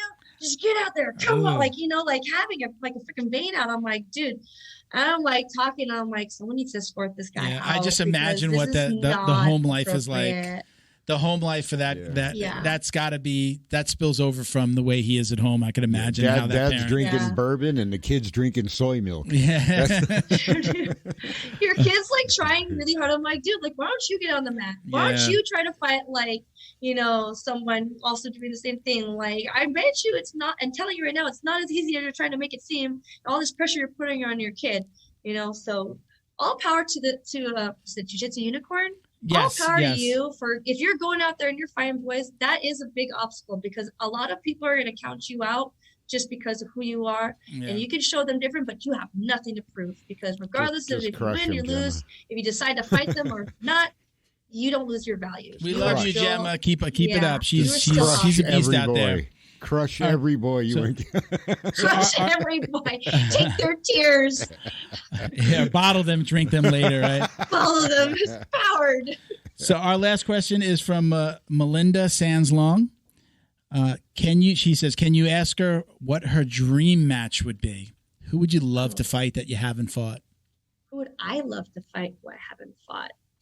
Oh man. Or maybe let's kind of think of it in just like maybe somebody famous that you'd love to to have a match with. It doesn't necessarily have to, dead or alive. Who would you like to speak to, dead or alive? Gamma. Who would you love to get out there on the mats with? Oh, I've never thought about it because it's just like I love competing and I'm very competitive by nature, but I don't seek out competition in that way. I never I will say I've just become a really big fan of just supporting whoever's on the mat. I just love watching people fight. Yeah. Especially women. I'm kind of when you want to beat up Eddie Bravo. That's what it is. I watch a lot of MMA. I was, a UFC fan before a boxing and UFC fan before I ever got on the mat to train jiu-jitsu. So I tell people all the time, and for some people, they have to love or hate a fighter. I love watching just people fight. I have fighters that I don't like, but I never really go into a fight and be like, yeah, I want my fighter to win. It's not I don't gamble on it. So I'm not and it's almost like with every sport, because I don't watch a lot of other sports, but I'm usually rooting for number one, the underdog is usually going to be my favorite and the one that I'm going to root for. And sometimes that changes within just the match. I might be rooting for one guy and then he's beating the shit out of him. And then I'm and then the guy comes back and I'm cheering for him. I like to see great matches and really great fights. I don't usually go into it oh, that's my fighter. I do have fighters that I don't like, and it's usually the guys with the big mouths. I'm not a Mayweather fan, I'm not a Conor McGregor fan. It's because they talk too much. But for me, it's the underdog. Is who I'm going to usually root for. But again, throw that question back to you. Anybody that you could think of? I don't know. I mean, I won't say. Not really, but sometimes I am curious. I wonder how I would do in a jiu-jitsu match versus an MMA fighter, someone who's in the UFC. No one specific, but I always think about these things. Man, how would it be to Ronda oh my god! I think I met her once at it was an award, an MMA award show or whatever, and I was just waiting to take a photo with her, but I was too shy to ask. And then I was waiting in line, and then all these people kept cutting in front, and eventually she saw me. She's like, "Do you want a picture with me?" And I'm like, "Yeah." Come on. Oh, that's super cool. Bring it in. I'm That's cool. She's a pro. Yeah, man. right. She's a pro. I feel like not even necessarily now, but I feel younger version of me or even lower belt version of me would definitely like to fight people who have lost against. I want to avenge myself. And it's and a lot of them is man, I keep losing. You want I the keep rematch. losing to certain people. Things up I wouldn't say oh, I want to fight Jazari right now. I've always lost to Jazari, but Jazari is always going to be one of those where I always looked up to her, and so it's just but more than anything, I just really like watching her fight. Or she again I feel a lot of them have been my friends. We're all friends now. Since we all just kind of came up think each other. I was man, I feel I lost to this person and I want to fight them again, right? Was there I think she moved too. And I don't even think she competes as much, but a lot of my opponents who I've lost to before, I would love to be able to fight again. I feel for as long as I was healthy. Jiu-jitsu is so crazy. You said, I fought her and now we're friends, right? That's so crazy about jiu-jitsu. I don't think people truly realize it. It's not I guess MMA is like that as well, but it's not like other sports where you have to be rivals. You could like somebody. I mean, the Rotolo brothers had to fight in IBJJF the other day, right? They fought each other it was a great match, and it was in the beginning. I was are they going to take it easy on each other here? Is one guy going to let cut in? Yeah, then they went at it. Jiu-jitsu is really strange like that. You can fight, choke somebody out, hear them gurgle and then go have a beer or go have, your after competition meal, I mean, that's pretty much how Aaron Hurley and I became best friends. Like we were the only purple belt females that signed up for this tournament, and we fought each other twice. We did the weight division and the absolute, and we fought each other twice. And then after that, we were like, okay, besties. Okay. Yeah. Besties. And we've literally been best friends ever since. Like we just fought each other, and what's funny is like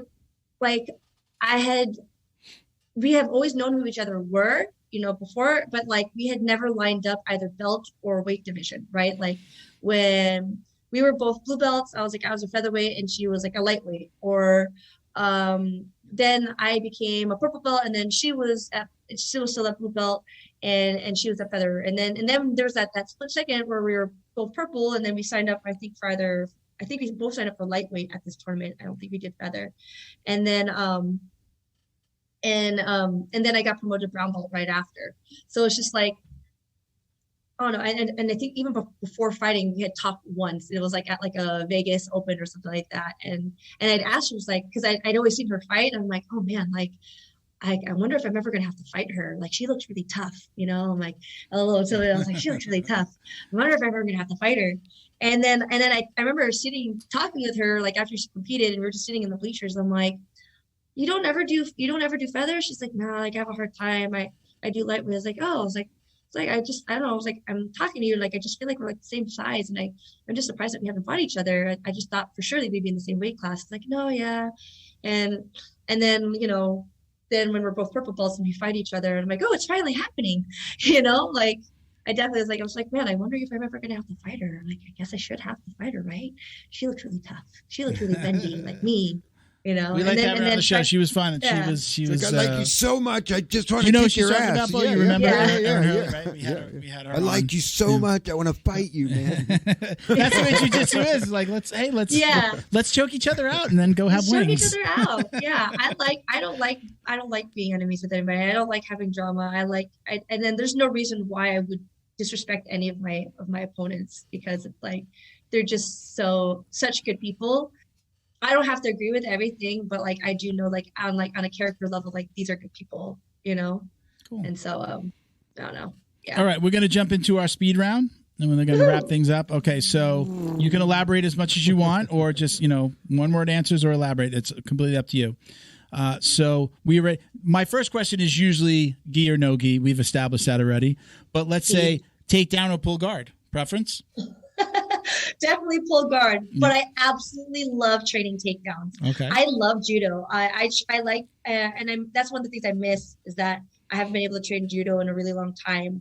But I love learning judo just for judo. Like I don't like learning it for jiu-jitsu. I just like learning judo as its own art form. Mm-hmm. But I absolutely love teaching it too. So I love like teaching like basic judo for jiu-jitsu. Mm-hmm.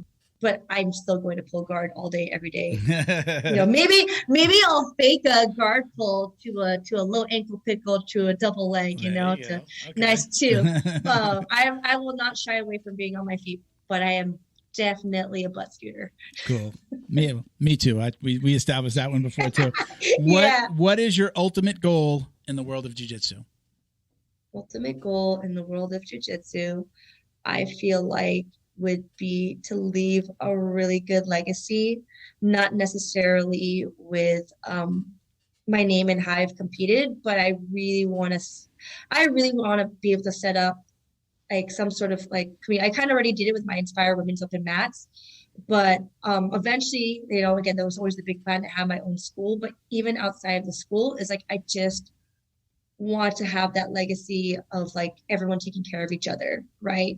Empowering each other, whether that's for like women empowerment or mental health awareness. Like I really want to leave my mark in a way, and either that's like, again, either in a school or an NPO or however the way, an organization or just a series of events where that can just continually being cultivated. And that habit take its life of its own. Like you're doing something with girls and Ghees, is that?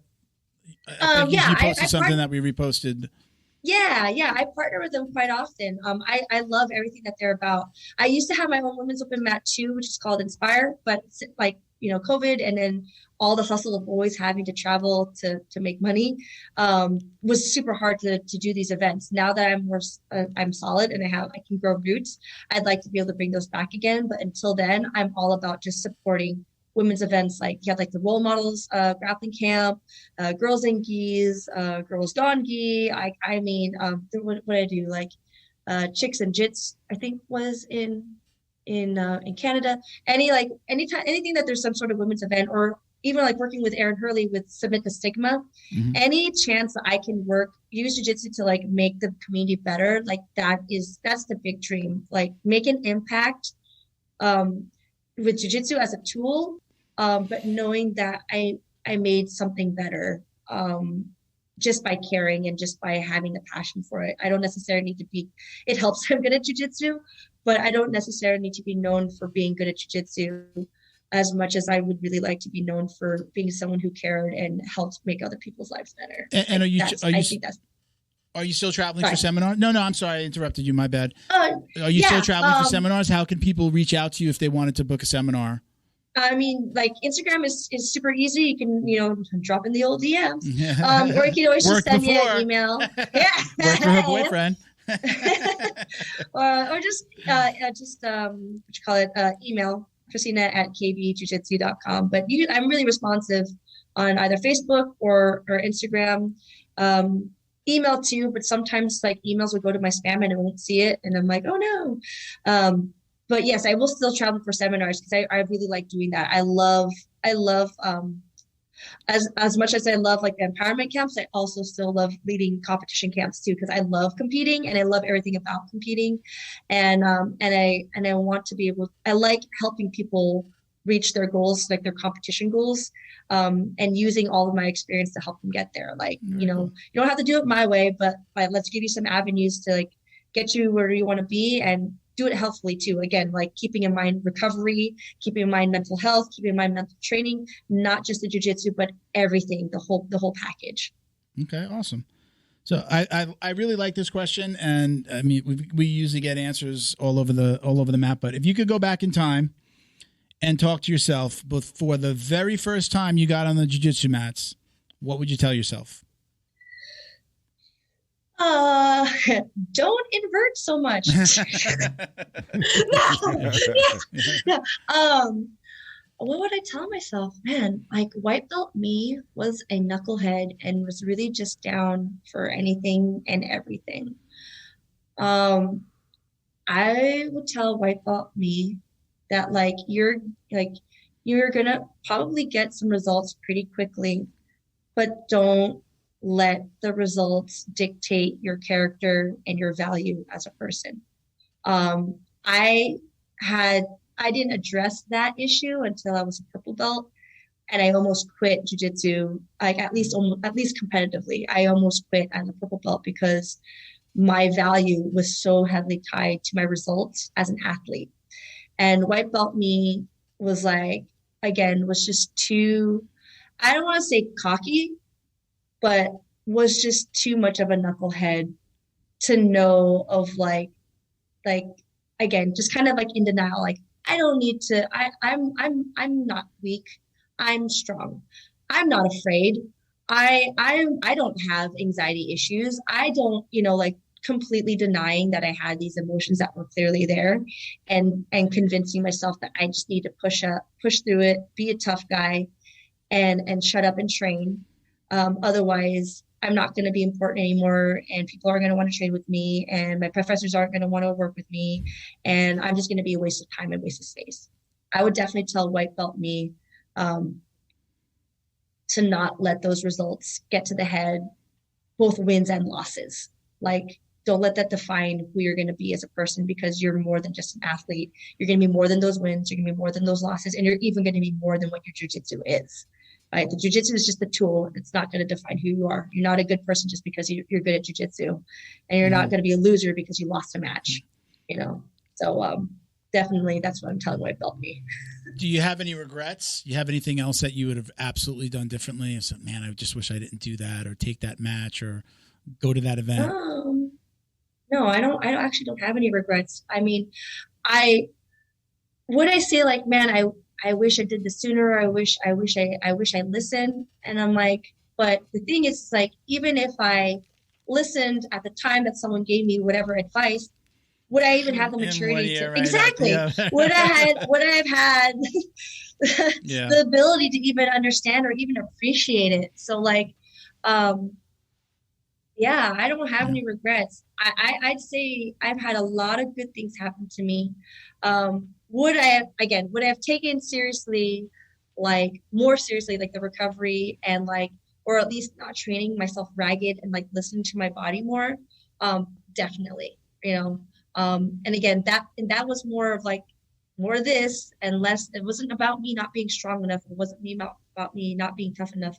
It was about me not wanting to admit that I was scared, or me not admitting that if I can't be enough, like everyone's into the Encanto soundtrack, you know, my wife, and everyone's singing like, we don't talk about Bruno. All the kids right now, we don't talk about Bruno and surface pressure. And so now I'm thinking about like, I hear the surface pressure song. I'm like, oh my God, why is it speaking to me? I fell asleep. Like all this pressure. I fell asleep about 10 minutes into the movie. My wife was sitting on kind of the couch, kind of in front of me a little bit. So she didn't see me fall asleep, but I woke up right at the end. So I haven't seen it, but I know the soundtrack because she's definitely a fan. No, first time I watched it, I was like, this didn't have the oomph I thought it was going to have. And then like second, third, fourth, and now it's just can't get it out of my head. But like, no regrets. I think I learned things when I was supposed to learn them, whether it was the hard way or the easy way. The lessons were learned and they completely shaped. I think if something was done differently, who knows if I would even be in the position I am now. Definitely no regrets. Okay. Now I have high hopes for the answer on this last question. I like super, super high hopes as a lover of the Ghee. Do you or do you not wash your belt? No, I know where this is going. No, please. Say it isn't so. No, I don't wash my belt, but I also don't leave it anywhere gross. I do let it sit out in the sun. I do let it dry out, but I don't wash my belt. I'm sorry. I'm so sorry. This interview is going so well. I wash everything else. I wash everything else. I take showers. But no, and the thing is, it's like, I don't know, like, I don't even say it's like even just maybe when I was like a white belt, I washed my belt all the time as a white belt. And then it's not even about like, oh, you washed off the juju. I guess at some point it stopped being a habit, but I also never made it a habit to just stuff it and leave it somewhere to get soggy or rancid. Yeah. So at the very least, I always leave it out in the sun to dry out. Well, this went south quickly, Bo. So nice having you. I'm going to give you. Yeah, great. Bye. See you later. Bring in Lysol. Can I just Lysol it? Would that be better? I'm going to tell you I'm going to speak to the Kristina, the content creator, which again I said before, your content is awesome. Do a video about washing your belt and watch how much. Just interact, just how many comments you get. Somebody told we've got two of our most watched videos on TikTok are wash your belt related. Just me simply putting my belt into the wash. That's the video. And then Miguel did a really funny one. It's kind of hilarious about like at the end of the video, he's in the bathtub in his no gi equipment, washing his belt and playing with like a rubber ducky. It's really funny. But we had a guest on that said he's like I wash it once a month and every month I videotape it and I put it on my YouTube channel and he's like you should just see the comments go crazy. It's hilarious. I experienced the same thing. I'm still getting comments on older videos that have to do with washing your belt. So I'll just leave it there. I'll leave it there. Yeah, I'm not judging you, but I feel kind of judged right now. I thought this was a safe place. You feel that you're feeling the right way. I'm totally judging you. This was supposed to be completely, non-downer, all upbeat and motivational. Completely happy. Judging you. Wait till you see the stuff we put on the screen when you say you don't wash your belt, just like the extra stuff. We're gonna put. Yes. Skull and crossbones, smelly emoji. Okay. I brush my teeth. I wash my gi. I take showers. I don't have any funk. It's belt. Listen, I don't even have a belt. So I'm also thinking too, I don't even know if my black belt now would even survive the wash because it's so beat up. It's like it's not even I'll have kids like when I go to like visiting schools and they're like, what belt is that? Yeah, it's a gray belt. it's a fuzzy gray. They're like, it looks like a zebra. It's a fuzzy gray belt. It's in between blue belt or purple or brown and black. That's it. All right, we're gonna leave that one there. But Kristina, do you have anybody you want to shout out? Any sponsors? This is your time. Feel Always free. a big shout out to Control Industries. Like they've been supporting me since day one. Like since they started in 2011, and they're like, hey, and I was one of the first athletes. Like they are awesome. Small business too. Like I'm really big. Like I love supporting small businesses, and like they're just mom and pop or family in Arizona. They also are native too, so that's really cool that they like tying in like cultural significance, like either their own culture or other people's like indigenous culture into the brand. And their stuff is pretty cool. I'm gonna say like they always have really nice stuff, so always check them out. And then Virus International, like it's like all my like workout gear, my spats, my joggers, I'm wearing my joggers right now. Everything is from there, and it's like really, really, really good workout stuff. Like I swear you can put this stuff on, and I'm not saying this just because I'm sponsored by them, but I would say this like even when I first discovered the brand, I was like, man, I feel like a superhero. Like I feel like I'm just gonna like listen. Anytime right? I feel like I don't I don't know if I want to train. Just stop putting your stuff on. And like look at yourself in the mirror, like put on your nogi, put on your rash guard underneath your gi or whatever. You start to put the stuff on, you're just like, all right, I'm feeling it. It's like you're putting on your armor. It happens to me all the time. Like I'm so tired, and I always wear a rash guard under my gi, and I put my rash guard on, and I'm like, yeah, let's go fuck some people out. Yeah, dude, look good, feel good, fight good. Yeah, so and having cool gear that you like and that fits well, it really does help too. Dude, their stuff is like super high techy too. I swear, it's like the spaceship of like I put something on and it has like all this technology in it that's like compression and cooling and that's awesome. And I get it, and it just looks really nice. So you always check them out, and you can use my little code to get a little discount, something KBJJ10 on any of your purchases. And they usually have sales going on too, and sometimes you can even put that in conjunction and get more free stuff. But definitely always check them out. And they always have really cool stuff. So like between Control and Virus, like I'm always just looking super good. Cool.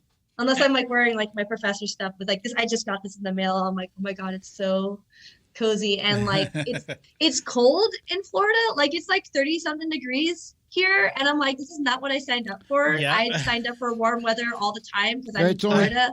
I have never worn a sweater on the show, and I'm wearing because it's cold down here. We're in Miami. We're like at the entrance of Biscayne, and it's really cold down here. Bo let me keep my sneakers on today in the studio. Bo's like, you can wear your sneakers in the studio today.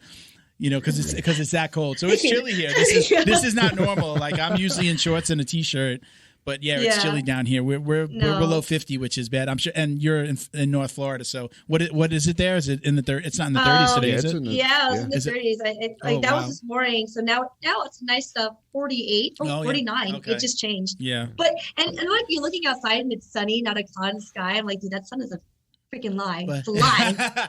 But you know what? The funny thing about Florida is that it's 2 days. It'll be a couple of days or sometimes a couple of weeks that'll be really bad. Usually around this time, and then we'll be fine. I always joke that it's winter week. Yeah. It's winter week. I'm like, I love it because I get to break out like my long sleeve stuff and my sweaters, and it's like so short lived.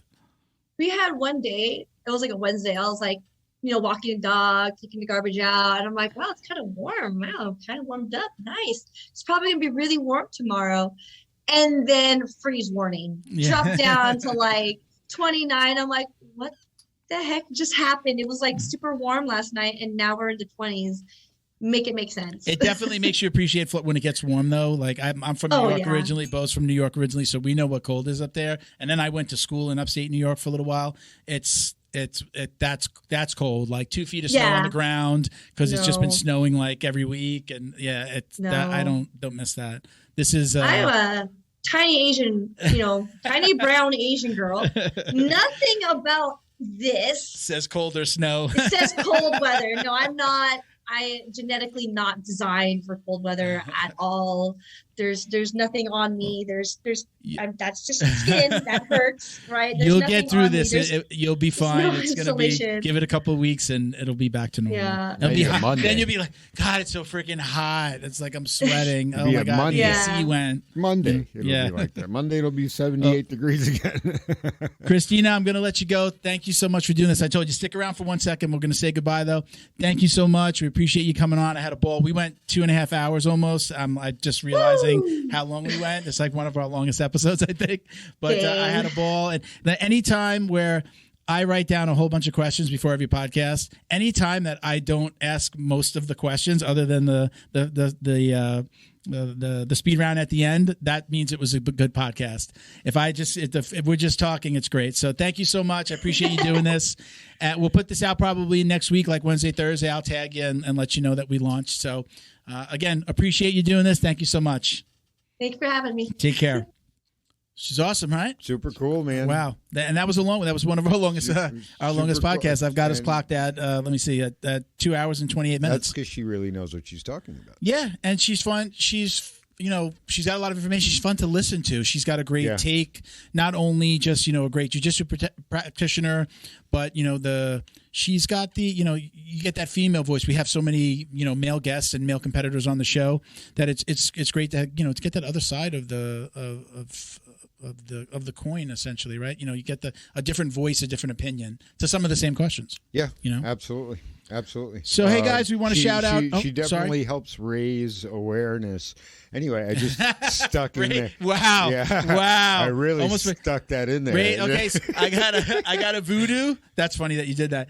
I got a voodoo. You didn't. That wasn't planned. That was not planned. Shout out to Raise. I got some emails to answer from them. I've been waiting just to put out some content and put out some stuff for Raise. I really do love the drinks. Every time I have one, this one tastes really like an orange drink, like a almost like a Gatorade, but you're getting the energy out of it. So cool. I really love them. They've been great. Hopefully they'll be doing some more stuff with us. I honestly think they're better than coffee. You know what? Coffee will crash you at the end of. You know what? You know what I have in here? What? They sent us a bunch of packets of like sperm.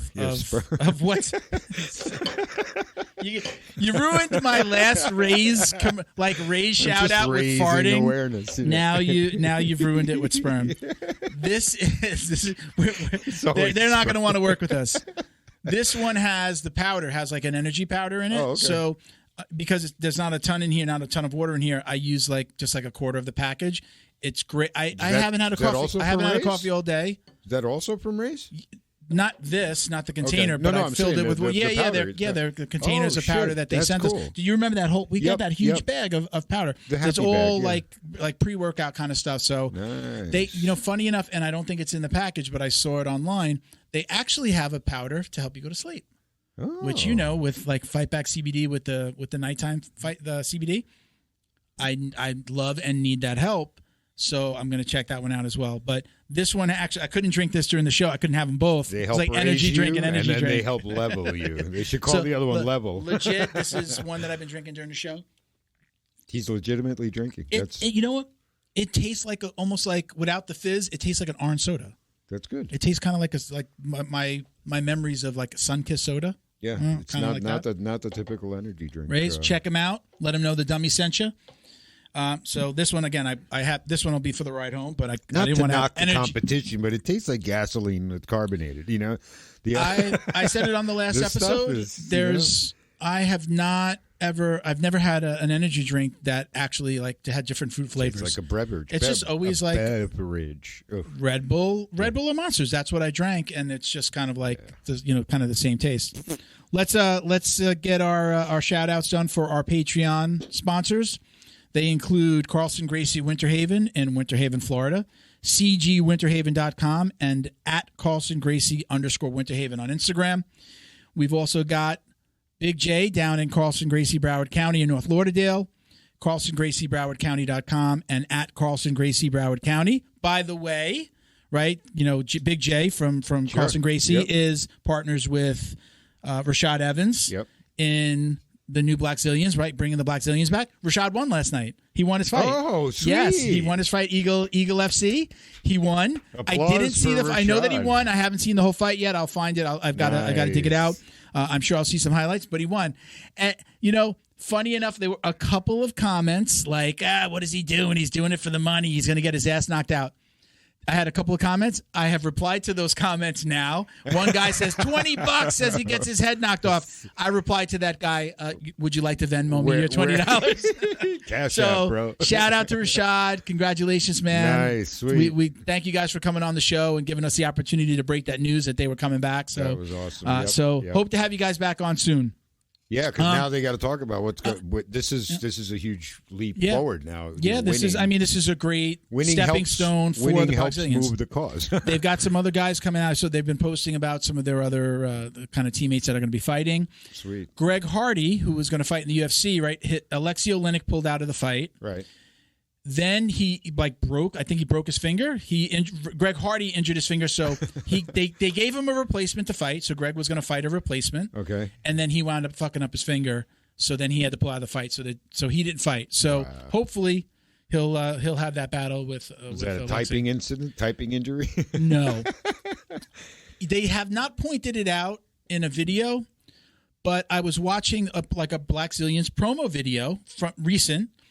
And I could see him get his finger caught in something. And I'm wondering if that's the exact moment. I don't know if they realize they have it on film. I'm not sure. Interesting. If the guy that's cutting it was actually there or he just got the footage later. Right. But you could see him kind of get his finger caught. And I'm thinking that's maybe when he heard it. So he's actually, again, I don't know if he broke the finger. But there's a picture of his finger stitched up on this side. So really got. Oh, he might have tore the ligaments. I don't know all the details. If it's the way you were pointing, it's backwards and hyperextended. I don't know if it hyperextended. I'm just saying you could see there's stitches on the outside. Yeah. So anyway, let's also shout out John Way Martial Arts in Plantation, Florida. JohnWayMartialArts.com and John Way Martial Arts on Instagram. Our individual podcast patrons include Jebediah Berra, Robert Walker, Frank House, Boa Athletics. You can check them out at Boa_Athletics, BOA_Athletics on IG.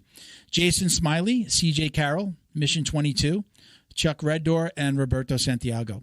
If you'd like to support the show, visit patreon.com/Jiu-Jitsu Dummies. Join and be automatically entered every single month into our monthly giveaways to win up to or at least $100 in jiu-jitsu swag. So what's jiu-jitsu swag? It's either podcast tees, CBD from Fight Back. Sometimes we have a sponsor come in with a Ghee or two that we'll award. If you are a listener who sent a question that we use on the show, you're automatically entered into that drawing as well. So sometimes it's somebody just from Patreon, and sometimes it's somebody who sent the question. Right. So I usually post and congratulate them. So just keep an eye out for that stuff, guys. But again, patreon.com/Jiu-Jitsu Dummies, and we appreciate all the support. Special thanks to Fight Back CBD. Go to fightbackcbd.com and check out their growing line of CBD products. Find the best solution for your CBD needs and use code JJD to get 20% off your next purchase. Visit them on Instagram too at FightbackCBD. Special thanks to George Hernandez, Claims Adjuster. Have you experienced damage to your residential or commercial property in the state of Florida from flood or fire, storms, theft and vandalism, even sinkholes, just to name a few? Don't get stressed out dealing with your insurance provider. Call George Hernandez today and let the professionals get you the most compensation possible. Visit HernandezClaims.com or call 305-712-6751 to get help now. And stay in touch with them on Instagram at Hernandez Claims. All right, guys, at Jiu-Jitsu Dummies for all the ways to watch, listen, and support. You can donate to our scholarship program where we award one-year scholarships to veterans, first responders, and amazing kids. Now, remember, we did it with the Jiu-Jitsu Dummies Foundation, but we closed that so that we can just do them under the podcast. Makes things a lot easier. Yep. If you want to donate to help us, award the next scholarship, again, click on the link on our Instagram page, on the Linktree link, and you can see all the ways that you can donate. We've got you can Venmo us, or you can donate through GoFundMe. And while we're talking about GoFundMe, let me throw that out there again about John, my old training partner, John Carlos. We've got his GoFundMe at the very top of that link tree. Please, if you donate, if you can. If you can't donate, please grab that link and share it. Share it with the jiu-jitsu community. Put it on your favorite jiu-jitsu page. He really can use the help. I'm telling you, I would not be talking about him or mentioning it if he wasn't an awesome guy who's just going to be, obviously, right, cancer. I mean, I don't want to say falling on hard times. Yeah. This is really crappy shit deal. He is an amazing guy. And he is just trying to do the right thing for his family. And I know it's not easy for someone to come out and ask for help, but he, for him to come out and ask people to help him, that took a lot of courage. I know that that's not easy. So, at very least, please pull that link, share it where you can, and again, we appreciate it if you donate. If you donate over $100 or better, let me know. Send me the receipt, take a snapshot of it on your phone, and I'll send you out a podcast mug for helping. So thank you, guys. Cool beans. All right. I'm at Uncle Milty BJJ on Instagram. I'm Bad Works. Do you remember? I don't know. We're both like, what's my Instagram? We're getting old. Some days I do. Some days it's Bad Works. BADWERKS on IG. And Miguel?